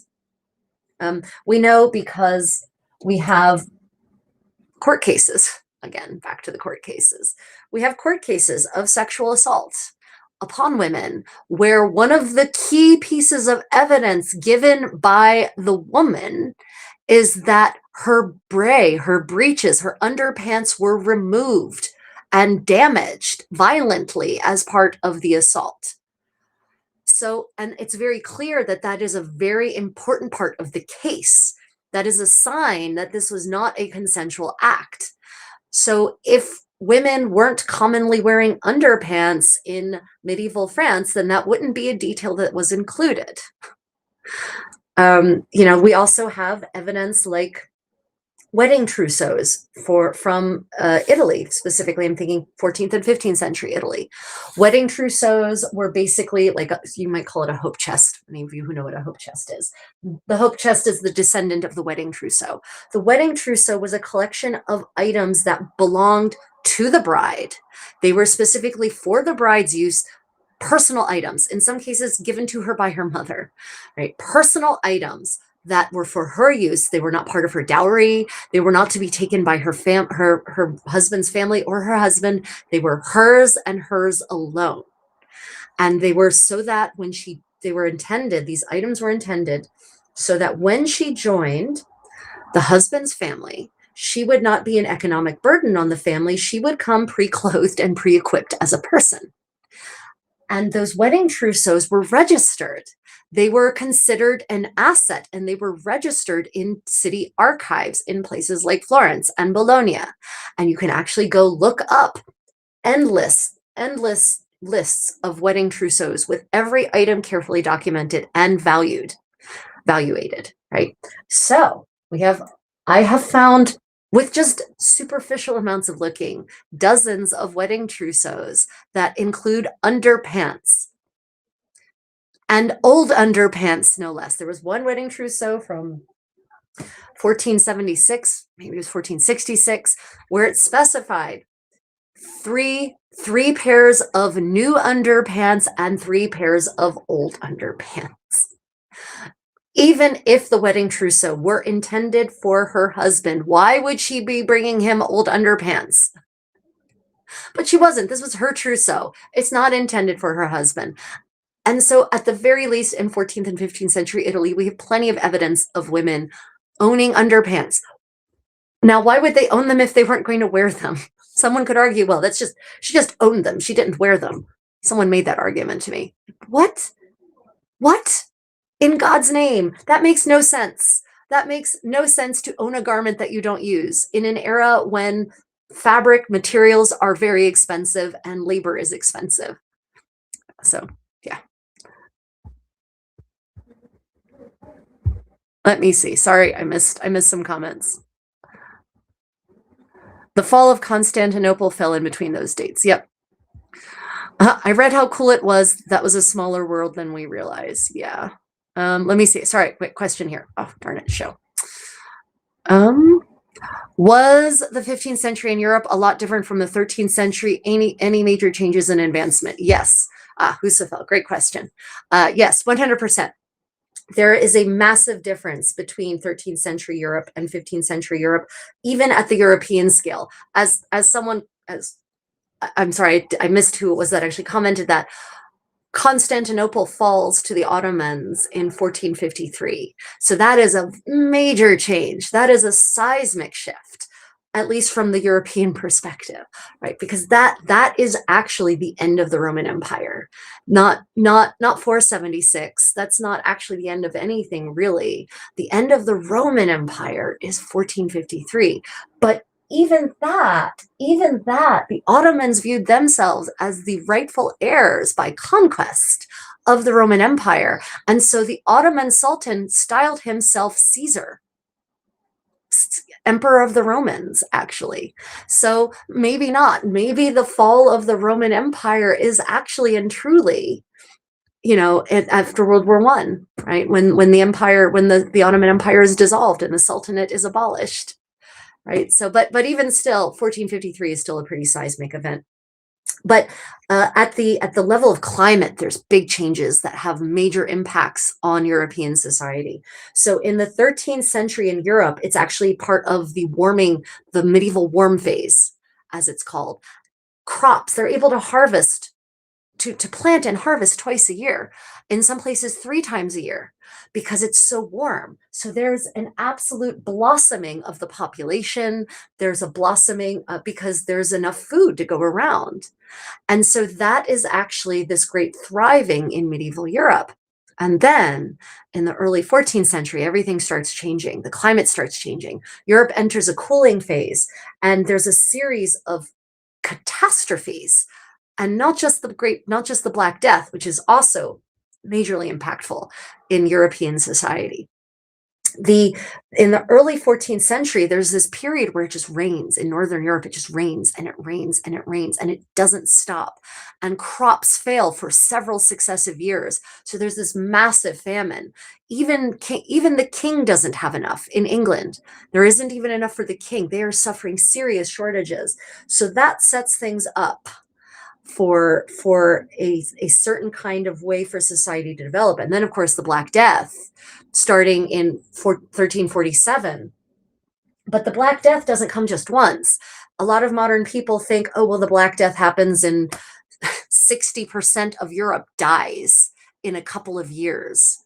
So that alone is insanely impactful. That changes people's psychology, that changes the social structure, because we go from having too many people, too many is in quotes, but we go from having an almost surfeit of labor and people to not enough to do the work. And so after the Black Death, suddenly peasants everyone, not just peasants, the laborers, start expecting wages, more wages, higher wages, to be paid more, right? They realize that after this big catastrophic plague that killed everyone, that maybe kings aren't as divine as they would like us to think they are, that maybe the Pope isn't as infallible as they would like us to think they are, right? And so this opens the door to, honestly, the Reformation, the Protestant Reformation, because you start seeing proto-Protestant movements, proto-Reformation movements at the end of the 14th century and into the 15th century, the Hussites, for instance. So that's a consequence of the Black Death. And so big change, right? Yes, there are some minor heresies floating around in the 13th century, Catharism, for instance, Waldensianism, but those aren't nearly as impactful as what's about to come as a consequence of the Black Death really shifting people's mindset. And as I said, the Black Death leads to major economic changes. You know, in some places, the Black Death kind of ends serfdom because there aren't enough. Not only aren't there really serfs necessarily because of the die-off, but a lot of landlords die off too. And so there's all these vacant estates and vacant lands. And that opens up opportunity for people on the lower end of the spectrum to sweep in and maybe, you know, get a foot up on the ladder. So yeah, major changes. But the Black Death, the thing is, the Black Death doesn't stop. It becomes endemic to Europe for the next 300 years. It comes back, 300 years. It comes back again and again and again, every 10 to 20 years, all across Europe. There are repeated outbreaks of the Black Death, massive die-offs again and again and again. So it actually keeps the population relatively low, which also opens up the door for laborers to say, yeah, you're going to pay me more now because you need to, because you don't have many options on alternatives. And that also just impacts the way people think about life and existence and philosophy, right? If the Black Death keeps coming back, no matter what you do, you start to question everything. And that happens until this end of the 17th century in Western Europe. And in Eastern Europe, like Russia, for instance, the Black Death keeps coming back until the 19th century. So yeah, big changes, big changes. And fashion, of course, changes massively as well. In not only are these horrible developments happening, but there's a lot of technological advancements. Mills, water power being used to drive mills, hammer mills, fulling mills, grain mills, windmills, right? There are all these inventions. There's a lot of industrialization that actually happens between the 13th and the 15th century. And, there's advances in agriculture. So lots of big changes happen. And what that results in is an ability to produce fabric faster for less money and less time, less labor, less expense. And so fabrics become more affordable across more levels of society with with yeomen, peasants, basically being able to now afford nice clothing. Fashion actually starts changing at a much more rapid pace. And at the end of the 13th century, there is the start of a tailoring revolution. So we go from geometric construction in garments, meaning squares and triangles and rectangles, to tailored shaping, meaning curved arms eyes, meaning shaping in the body, meaning complex geometry, which I know you're going to say that's still geometric, but curvilinear geometry utilized to create really finely tailored garments. And that really picks up steam as the 14th century goes on. So that allows all new shapes in clothing, that allows all new ways of expressing oneself in a sartorial fashion. So yeah, lots of big changes in Europe from the 13th to the 15th century. Oh, and windows, chimneys, chimney pieces. Chimneys are basically invented in Europe. I mean, other places had chimneys, but Europeans don't get chimneys until the 12th century. And they start off as a luxury item. So what that means is that when you have a hearth in your home, there's a hole in the ceiling and there is no pipe or column or conduit conducting the smoke out of your home. It just rises up, hopefully, and goes out the hole in your ceiling. But by the way, not all the smoke goes out. A lot of it ends up just in your space. And so people are constantly breathing smoke. And that means, a lot of pulmonary issues. People are probably not living as long as they could. But chimney pieces with a hearth, with a conduit going directly from where the fire is, conducting the smoke directly out, that changes everything, right? That actually allows women to start uncovering their hair. There is actually, I can show a direct correlation between the spread of chimney pieces as an architectural feature in homes across Europe with the exposure of women's hair and the rise of hairstyles for women instead of headdresses. And my theory is that as homes increasingly get chimney pieces, they get less and less smoky, and women realize they don't have to cover their hair just to keep it clean anymore. So yeah, big changes. Chimneys are really impactful. And it isn't until the 17th century that most homes actually get chimneys. By the 16th century, your average commoner's home still doesn't have a chimney. You can look at 15th and 16th century depictions of cities, like from depictions from the 15th or the 16th century, and you're going to notice a lack of chimneys in the homes. The only homes that have them are those of the wealthy. But in Italy, they'd already started spreading. Most homes had chimneys by the 14th century. But it's a process that starts in the south of Europe and slowly works its way northward. In the Howard household expense accounts from the 15th century, the Duke of Norfolk, this man is a peer of the realm. He is a wealthy and powerful duke. And even still, in the 15th century, he is just getting around to retrofitting his properties with chimney pieces. So yeah, chimneys, big change for European living. Yeah, also it allows homes to be heated more efficiently. Yeah, so great question, Husafel. Thank you for asking. Yeah, so the cooling of the climate. So the Little Ice Age actually starts in the 14th century. A lot of people don't realize that. It actually starts in the 14th century. So that's a big climatic shift, very impactful in Europe. The crops start failing because it's getting colder and colder. It also leads to people dressing differently. Maybe obviously, but maybe not, maybe inobviously. So yeah, that's absolutely. The Little Ice Age is also very impactful on fashion. But it starts much earlier than that. It's in full swing by the 16th century, but things are already getting cold by the 15th century. And you actually start hearing about ice fairs where the rivers like the Thames freeze so solidly that in the late Middle Ages, they could actually have fairs on the river. Yeah, pretty crazy stuff.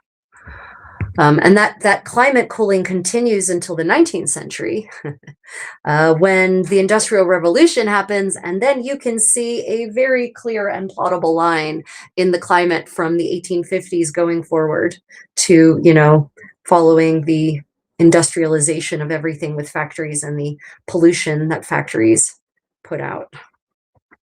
Yeah, let me see. Interesting. Wondering, does the invention of chimneys coincide with fires moving from the center of the buildings to the sides? Absolutely, Ayla, that is exactly what happens. That is why we go from having hearths in the center of halls to the sides of halls, because maybe inobviously, but if you think about it structurally, it's much easier to build a chimney piece onto a wall than it is to build a stone brick or brick tube up the freestanding tube up the center of the floor. Right, so that's exactly why. That's exactly why chimneys, why fireplaces, hearths go from being the center of the floor to the sides. And once you have it on the sides, then you can put one on each side, and you can actually provide more radiant heat for a space. Whereas if your hearth is in the center of the floor, in the interest of not setting yourself on fire, you really only want one fire in the center of the floor. You don't want multiple open hearths going down the center of the hall. That's going to limit the useful space of the hall. Yep, that is exactly what happened, Naylor. Good call. So yeah, big changes from the 13th to the 15th century. And economic, social, religious. I personally, for me, the Middle Ages ends with the Reformation. The actual medieval period ends with the Reformation in the 16th century, because that's when it really, really, really all changes at a fundamental structural level. That's the end of private armies. You know, it's a very medieval concept, private armies. That's the end of a central church in Western Europe, basically more or less being responsible for everyone's religious practice, with the exception of the Muslims and the Jews, Christian practice anyway. You know, that's when there's a big change. Everyone likes to talk about, oh, in Renaissance Italy in the 14th century. And I'm like, no, the political structures in Italy from the 13th to the 14th century to the 15th century aren't really any different. When we talk about the Renaissance, what you're really talking about is an artistic movement, and that doesn't really impact people's daily lives. and so it's like, well, that's a 15th century Italian dance. That makes it a Renaissance dance. But 15th century Burgundian dances are still medieval, right? And so for me, I think it's important that we separate artistic movements out from social and political periods of change, which is why for me, the Middle Ages will always be the period between the modern era and the ancient era. And for me, that will always be defined by, you know, the termination of ancient Roman infrastructure and bureaucracy in Europe, and the rise of the modern era, which for me is the Reformation. That's the 16th century. A lot of people don't like to think that, but yeah, 16th century, that's the modern era, guys. That's early modern English, for instance. Shakespeare is not Middle English, not Old English. Shakespeare is early modern English, and actually not that early modern, just modern in some cases.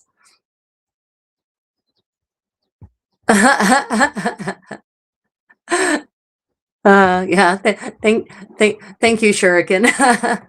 There's a big trick to building chimneys that will exhaust your fumes in smoke properly. Yep, absolutely. Chimneys are a high-tech piece of equipment. They really are. It's more complicated than just building a conduit. Because if you don't build them properly, then you'll actually end up with air pressure inside your chimney that will force the smoke. Not only will it not allow the smoke to exit, it will force the smoke and the exhaust back into your space. Yep.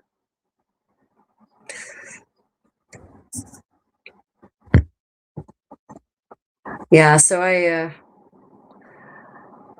I do get into arguments with some people about the terms medieval versus Renaissance. I don't really find the term Renaissance very useful. And in any case, it was coined by people in the 16th century who thought a lot about themselves. So, yeah, I object to the term in general, because it also, you know, the Renaissance, it also implies that there's some kind of drastic, sharp shift, like March 1st, 1399 is still medieval, but March 2nd, 1399 is somehow Renaissance. And that's just not how human development works, especially not on the technological and the artistic level, right? There's certain key moments where you can say, well, this invention, you know, opened up the door to this thing. But then if you really look at the invention and the underlying technology of the invention, you find out that the technology that enabled that invention had been around the whole time. So, you know, I find it sometimes not useful to utilize terms like medieval or modern or even Renaissance. unfortunately for me, being an online creator, being an online creator, the algorithm likes terms like medieval and Renaissance. It does not like vague terms, and term 15th century definitely does not get me views. So medieval does, though. Medieval always gets me views. Let me see. Good question. Would Pajama Pants Man, would you say the fall of the Eastern Roman Empire jump-started the Renaissance by transferring the population and knowledge out to Venice? So that is a theory. Let's share that because that's a good question. That is a theory that there was an exodus, and it wasn't just the fall of Constantinople, right? That exodus started when the Ottomans started plowing their way eastward and conquering the Eastern Roman Empire one bit at a time. It wasn't like Constantinople was a sudden termination, and actually Constantinople wasn't even the end, because there was still a couple of holdouts that were finally conquered in the 1460s by Mehmed II, right? So yeah, I feel like, yes, that resulted in some very big things on a literature level, on a literary level, because texts that had been lost is the wrong word, but yeah, I'll go with lost. Texts that had been lost in Western Europe for centuries were reintroduced, like Plato, for instance, was reintroduced by these Greek scholars who brought Plato with them and got hired to teach. And there was absolutely, in the 15th century, that is when you see aristocrats start learning ancient Greek along with Latin as part of their education. So there is definitely in Italy, in the Italies in any case, there is absolutely a transition in how studies are undertaken and what is studied and what texts are available. So absolutely that changes, that reflects, that is in part in consequence of the Ottomans pushing eastward and basically this exodus of Greek scholars who then became part of the courts in Western Europe. Yeah, I agree with that. That's absolutely true, 100%. Because they did, in some cases, they did bring texts with them that hadn't really been accessible in most parts of Western Europe for centuries upon centuries. So yeah, I agree with that. I think that's true. Yeah. But not necessarily, it wasn't, I wouldn't say that it caused the Renaissance, though. Yeah, it triggered the rise of humanism, but I think we should separate humanism from the Renaissance. Yeah, no, great question.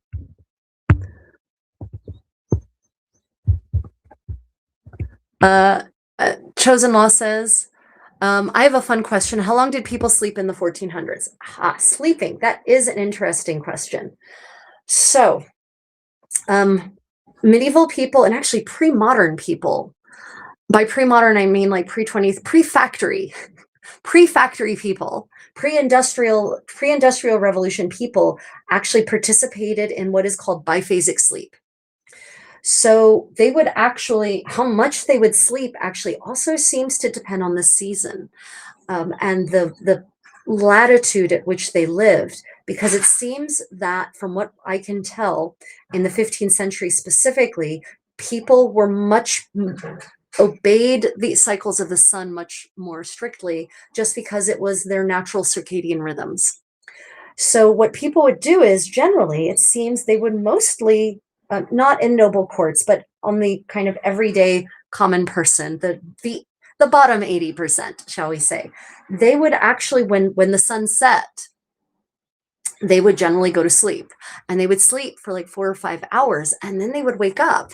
If any of you suffer from insomnia because you wake up in the middle of the night, you're not suffering from insomnia, guys. You're actually yielding to our natural circadian rhythms that we have evolved with. So they would wake up and they would get up. They would get up and they would, if there were some, chores or tasks that they could handle in relatively low light conditions, they would play games, they would talk, like the people, because you didn't have people living alone in a home. You had multiple generations and servants all living together in a home. And so they would actually get up in the middle of the night and they would do things. And then they would go back to sleep for sleep number 2, for the second sleep. And that would be for another 4 or 5 hours. And then they would wake up when dawn came. So in the winter, it seems people slept more. in the northern hemisphere, people slept more, and in the summer they slept less because they abided by their natural circadian rhythms. So, for any of you who suffer from insomnia, you might not actually be suffering from insomnia. You might actually still be programmed like a natural human. Unfortunately, the factories broke that. The Industrial Revolution changed all that and made it so that we couldn't do that anymore. So, and then everything else kind of fell into the way things were done. The schedule of life, the rhythm of life basically fell in with, the way the factories ran things. Like the factories have really completely changed the way we operate on so many levels of society. People underestimate that. Let me see. Yeah. Yeah, Skanderberg in Albania held out against him until the 1480s, I think. Yeah, possibly. I mean, it's so the idea of when did the Eastern Roman Empire fall? What counts as falling? What counts as holding out? What is the last actual Roman holdout against the Ottomans, for instance? This is something I have to point out to people. The people who lived in the Eastern Roman Empire did not view themselves as Greek. They did not. They viewed themselves as Roman. It's in their writings. You can read it. They viewed themselves as Roman. Yes, they spoke Greek, but they still viewed themselves as Roman. And it was actually the Western Europeans who were looking at Rome, the city of Rome, and the original Rome as Roman, and they looked at Eastern civilization as the civilization in Levant as decadent and not truly Roman. They're the ones who started calling them the Greeks, right? And that shift happens in the 11th century, right after the Great Schism, right? So there's a shift in how Western Europe viewed the Eastern Roman Empire in about the 11th century. And then the term Byzantine Empire, that's quoted by Victorian historians, right? Again, with this snobbery about the the Eastern Romans being a decadent version of Greece rather than Roman. Yeah, there's racism there for certain, 100% racism involved in that particular development.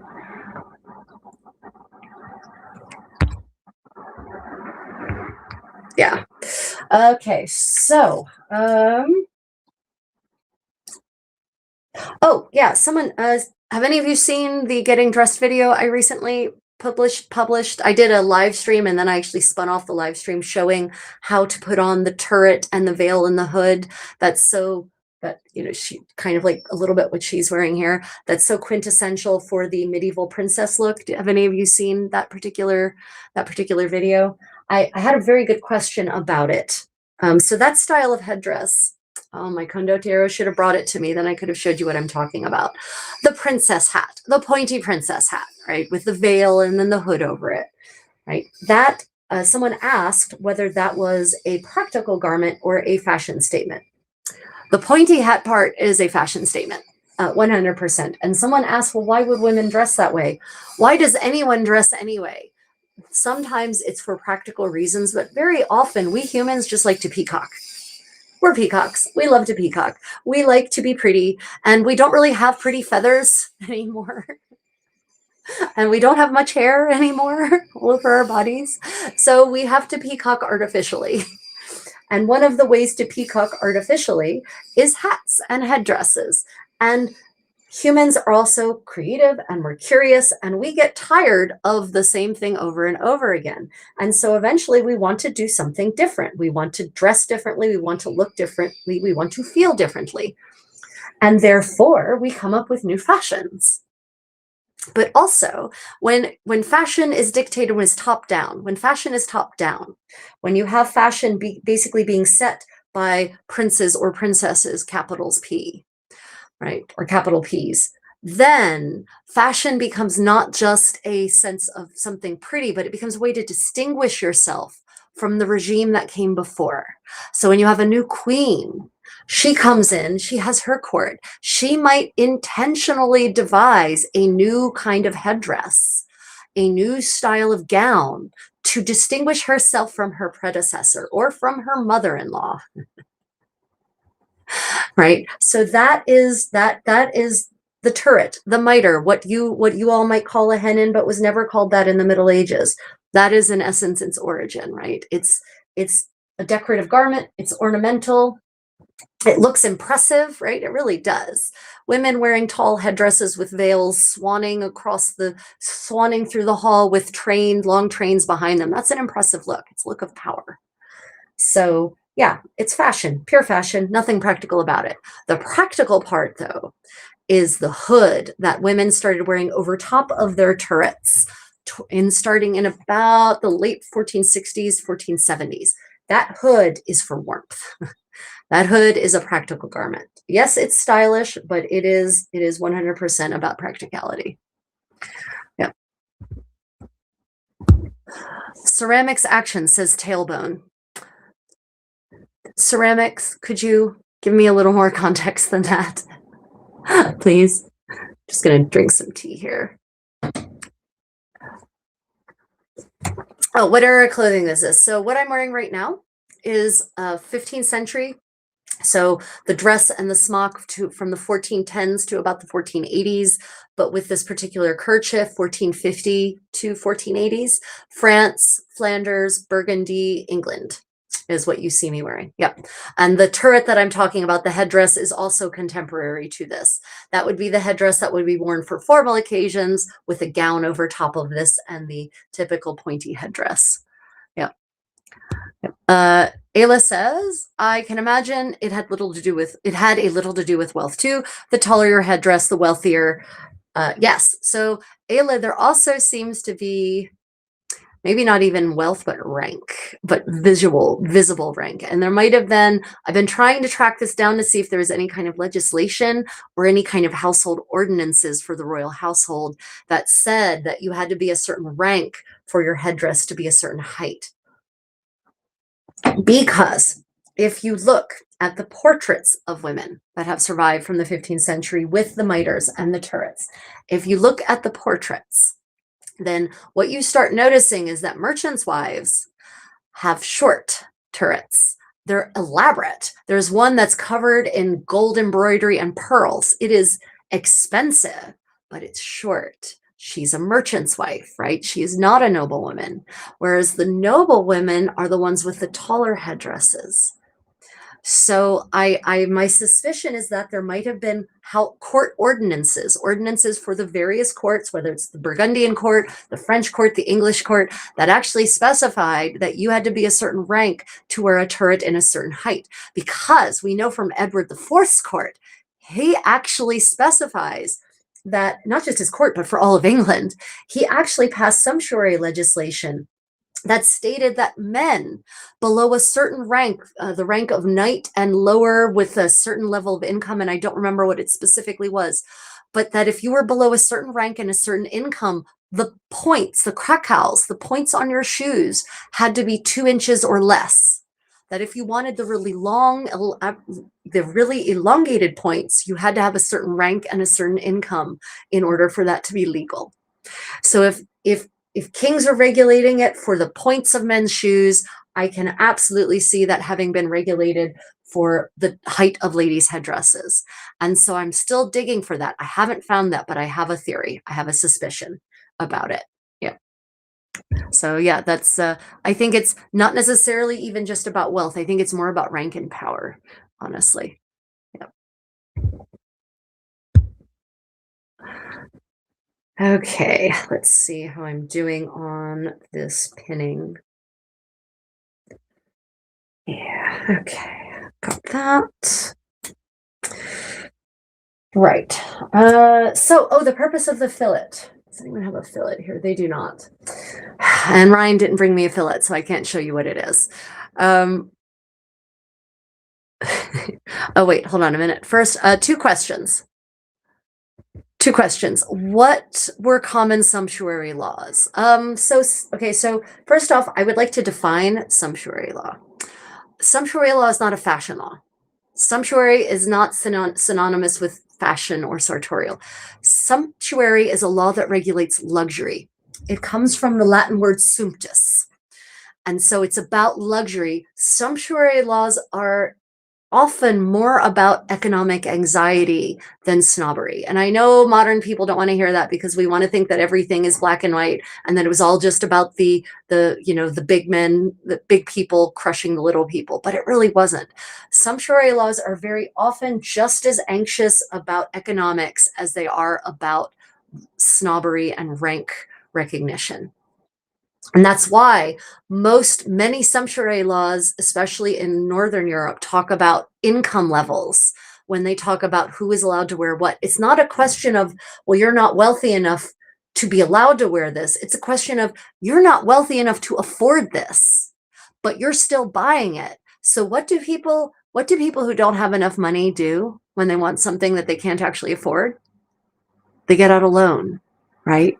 They get out a loan and they spend more money than they have, then they end up in debt. And that is bad economics, right? That's bad microeconomics, it's bad macroeconomics. And that was acknowledged well in the Middle Ages, right? So sumptuary laws are not just about snobbery. I would just like to discard that right off the bat. But fashion laws are not necessarily sumptuary laws. There are places where fashion laws are not sumptuary laws. It's not about regulating luxury. It's not about an economic concern. It is really just about the clothing. So if you're talking about sumptuary laws that are clothing related, things like your train can only be so long depending on your income and your rank. You can only use certain kinds of fur for lining your garments, depending on your income and rank, men and women.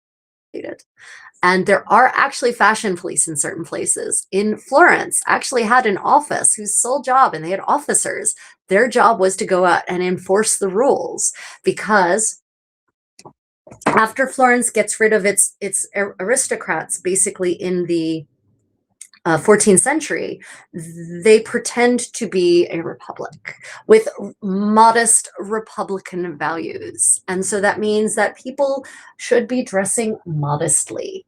And so there are actually, they regulate the length of trains, they regulate the decoration on veils. And so there are actually fashion policemen going out and accosting women. And I don't mean in any kind of inappropriate manner, but they're actually engaging with ladies and telling them, you have violated these rules. You have to go and take that off now, or you have to pay a fine. And there are actually records of certain women, ladies, basically telling them to screw off. Good times. Yeah. In Bologna also had such statues.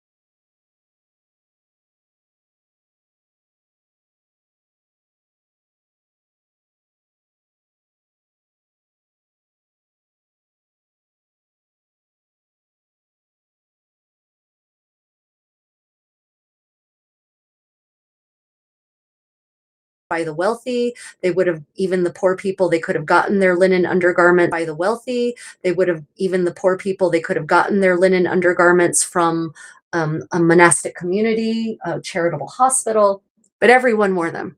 Everyone wore linen undergarments. They were not, that was not a luxury item.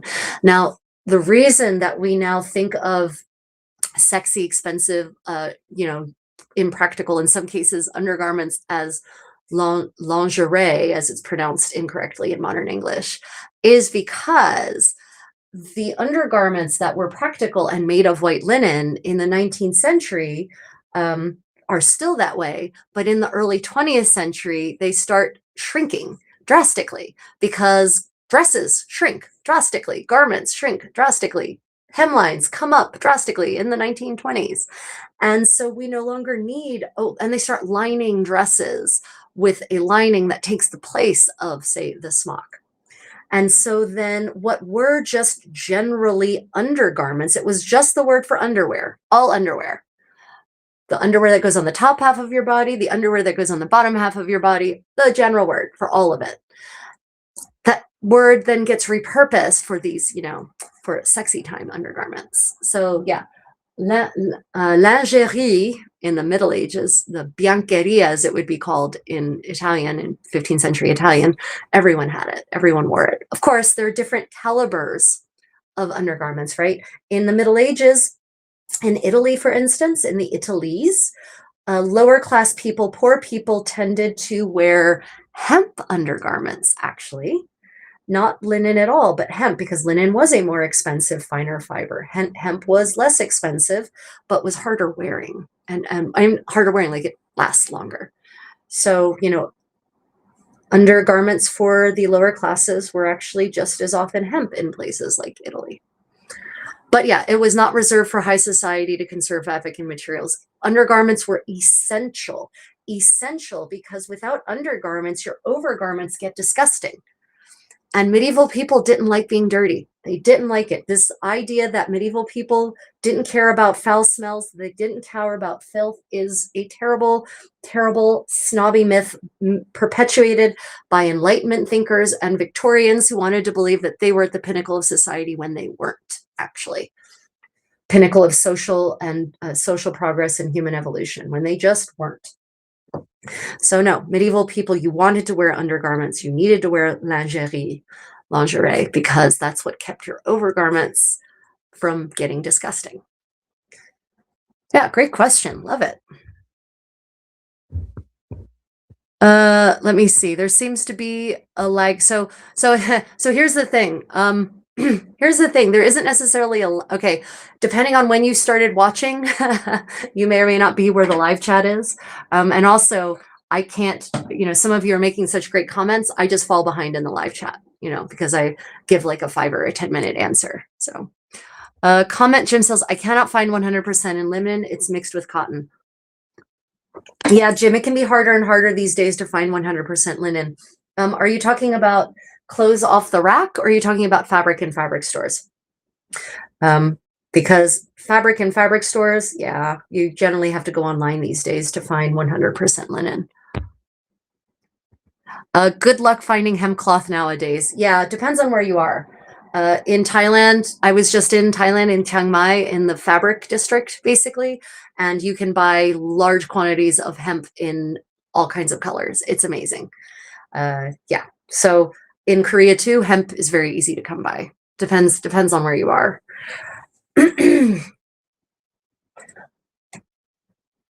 And I think hemp might be making a comeback in the US, although I haven't gone fabric shopping in the US in years and years and years. So my experience there is not as recent.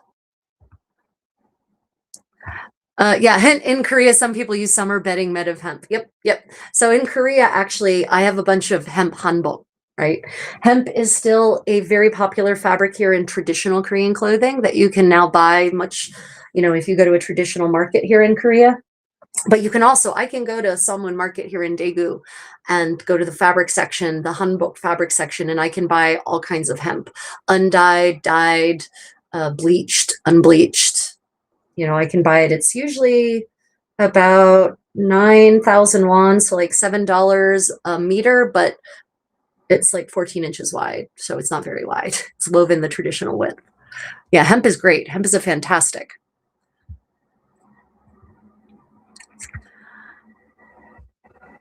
Let me see. Yeah, it can be found online, but it's pricey. I imagine that. It was dead frozen for a few minutes, but you're back now, and that was well explained. Thank you. Okay. Okay, so while it was frozen, could you still hear me? I don't. The internet gods have been cursing me lately. They have been absolutely cursing me lately. It has been so frustrating to try to do live streaming lately. It really has. It's just been an exercise in frustrated futility generally. Yeah. So Neil, I would recommend checking out the menswarehouse.com. I think it is the menswarehouse.com. I have been able to get 100% linen shirts there for Ryan. Also knit linen shirts, which I love. Linen knit shirts are linen knit polo tops. Fantastic for summer wear. Really, really fantastic. Can highly recommend the menswarehouse.com. Yeah, you heard about the undergarments. Okay, great, Adam. Thank you. But so you could hear me. I just wasn't moving. Fantastic. Splendid. Oh, wait. I saw another good question. Sorry, let me just look here. Good questions. Oh, what were common courtship practices? So courtship, that's an interesting question. Courtship wasn't really a thing. Like we understand it. Anyway, okay, what do you mean by courtship? If by courtship, do you mean the thing resulting in marriage? Not so much a thing. If by courtship you mean how did lovers court each other to become illicit lovers after marriage? Well, that's a whole different thing. That's a different conversation. Yeah, so we actually have manuals in some cases about courtly love and about how to court. So we know, for instance, so if a married woman was being courted by a man, whether he was married or not, didn't matter. But if he was courting her, then he would actually send her little tokens. He would send her things like purses or stockings or belts, messages, like sometimes smuggled in secret by paying off bribing servants to deliver these messages. And women did the same thing. If you read the literature anyway, it seems that if medieval fiction is any reflection of reality, and I do believe it was, right? Women would actually, in some cases, they would hear the renown of a knight on the tourney circuit. They would hear about this great knight and fall in love with the idea of him. And then they would send him a message with some kind of token. And the token could be anything. It could be a piece of jewelry. It could be shoes. It could be a purse. It could be a belt. It could be stockings, hosen. It could be a lock of her hair. Right? She would actually send that with a trustworthy servant, a trustworthy messenger to deliver to him. And then she would actually literally say, I've heard about you. I think I love you. Will you be my lover? And then they'll carry on this correspondence courtship in which they'll send each other back and forth little love notes. And then eventually, when it is deemed that they have reached the peak of their passion, then they'll arrange for a secret rendezvous. Right. So that seems to have been something that was actually done across medieval Europe, starting in the 12th century, at least, if not earlier. So yeah, courtship involved the exchange of gifts. It involved the exchange of messages, and sometimes definitely involved the ultimate consummation. But it did not necessarily. But that's not courtship for marriage. There was not generally there was no courtship for marriage, not as far as I can tell, not really at any level of society, at least not any level, not in the levels of society that actually had income, right? There didn't seem to be courtship. So upper, wealthy merchants, not so much. The aristocrats, not at all. There doesn't seem to have been much in the way of courtship. You didn't court someone to marry them. That was all a political or a financial arrangement or a dynastic arrangement. Yeah. Let me see. Yeah, so it just, yeah, their courtship for the purposes of marriage, not really a medieval concept as far as I can tell. I'm certain, again, medieval Europe is not a monolith. neither across the 1,000 years of history that represents the era between the ancient world and the modern world, nor across Europe as a whole continent. I'm confident there are exceptions to that. But in my particular areas of study, it seems that courtship for the purposes of marriage was not really much of a thing. There's a couple of exceptions there. The exceptions are where you have a queen who's a queen in her own right, like she no longer really has parents, right? She is her own person. And then she might be courted by a fellow king in Spain. This happened a lot, right? And then he might actually court her, but it's the same process. It's gifts, it's messages, and ultimately maybe a meeting before the actual marriage, but maybe not also. That starts shifting in the 16th century. For example, there's all kinds of men who try to court Elizabeth I of England, obviously unsuccessfully. Yeah, through most of the Middle Ages, courtship for marriage was not a thing. It was courtship for lover. That was a thing. I'm confident that at the lower levels of society, say the bottom 80%, that probably there was some kind of courtship, but it was probably the same. It was gifts, maybe not so much written messages, but little gifts were exchanged, little secret meetings arranged, right? Yeah, it was going on dates. No. Secret assignations out in the forest. Yes, but not amongst the aristocrats. That would have been amongst the bottom 80%.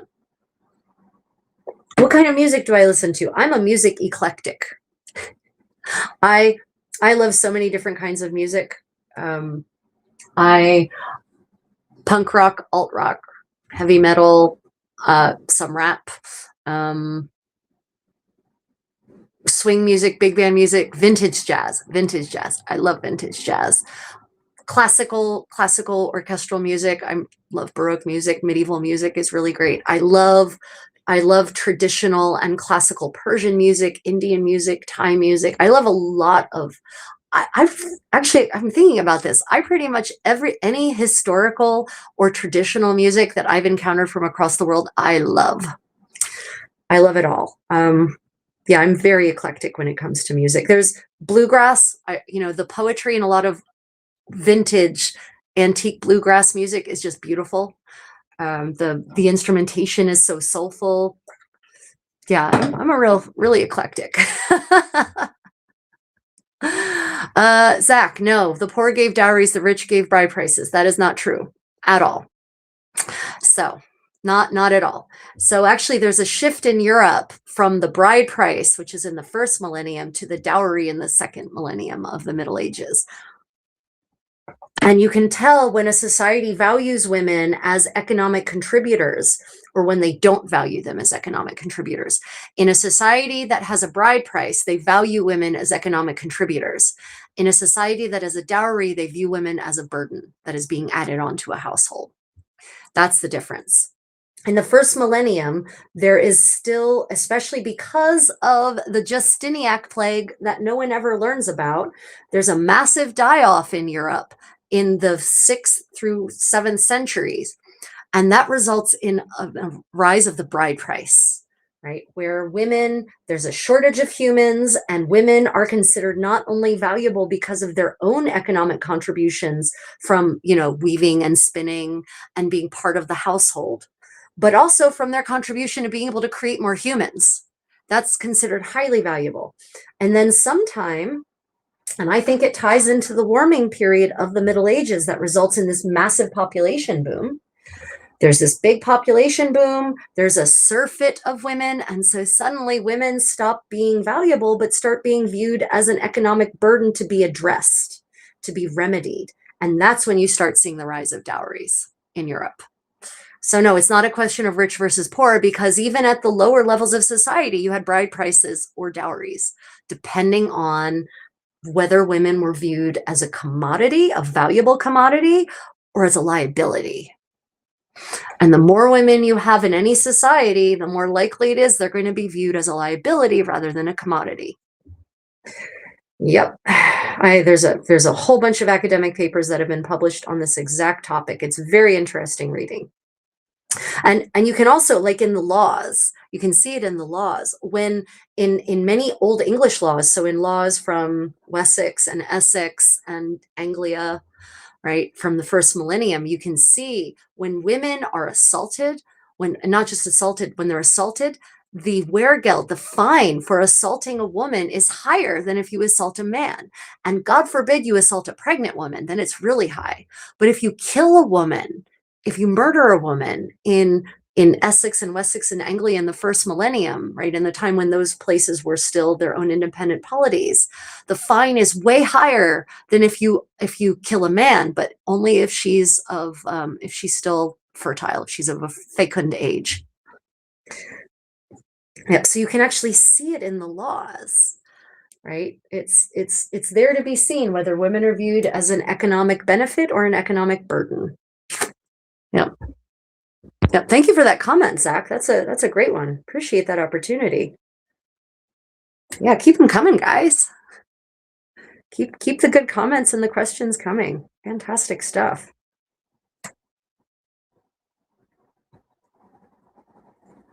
So yeah, and that's not going to be the same all across Europe either, whether it's a bride price or a dowry, right? That shift happens slowly, and it doesn't happen everywhere. Spain, as always,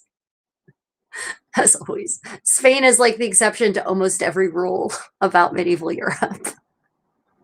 The Iberian Peninsula is its own world. It really is. Not just because of the presence of the Muslim, the Muslim presence there, and the golden era of Spain being mostly the consequence of Islamic rule, right? Not just that. There is so many differences. I was reading another paper recently about how inheritance worked in 14th century Catalonia, and how women got an even share. Women got an even share of the inheritance. And that hadn't happened in most parts of Europe for a very long time at that point. So yeah, not a monolith at all. And I think in Spain, they were still giving a bride price as of the 15th century, if I recall correctly. But I haven't looked that's been a little while since I read that paper, so don't hold me to that particular piece of information. Intelligence is a little dated, shall we say. Yeah. So yeah. Okay, everyone. Well, we are coming up on 3 hours of live stream. So I would like to thank all of my patrons and my channel members for supporting my medieval living history work, for enabling me to actually do this, to get and share this information with you, share my knowledge and skills, and continue doing research into daily life in the Middle Ages, both in Europe and in other places. If you would, and my Facebook subscribers as well, thank you all. If you would like to have access to extra resources, I just did that, to extra materials, videos and tutorials to which no one else has access, then consider becoming a channel member on YouTube or a patron on Patreon. Patrons on Patreon probably have the most access to extra materials, to extra videos, full tutorials on medieval dance and medieval handcrafts that are only accessible to people who normally pay for them. Also, I have a Creative Contessa Discord server to which all of my supporters, my financial backers, and my frequent chatters, as it were, have access, where I also share lots of extra resources, academic journals, articles when I read them and find them, new websites, digitized information. We also talk about the projects we're working on, ask questions and get advice on how to do a variety of historical handcrafts. So if you're interested in accessing any of those extra resources and you would like to keep me doing this, then consider becoming a channel member or on YouTube or a patron on Patreon. Okay, everyone. Thank you all. Don't forget to double tap that screen and consider subscribing at the very best. If you had questions and I didn't answer them, I wasn't ignoring them. The live chat moved kind of quickly at points. Pop them in the comments under the video when it posts, and I will see them and be able to answer them there. Until next time, everyone, may your adventures in history be creative. Good morning, good afternoon, good night, everyone.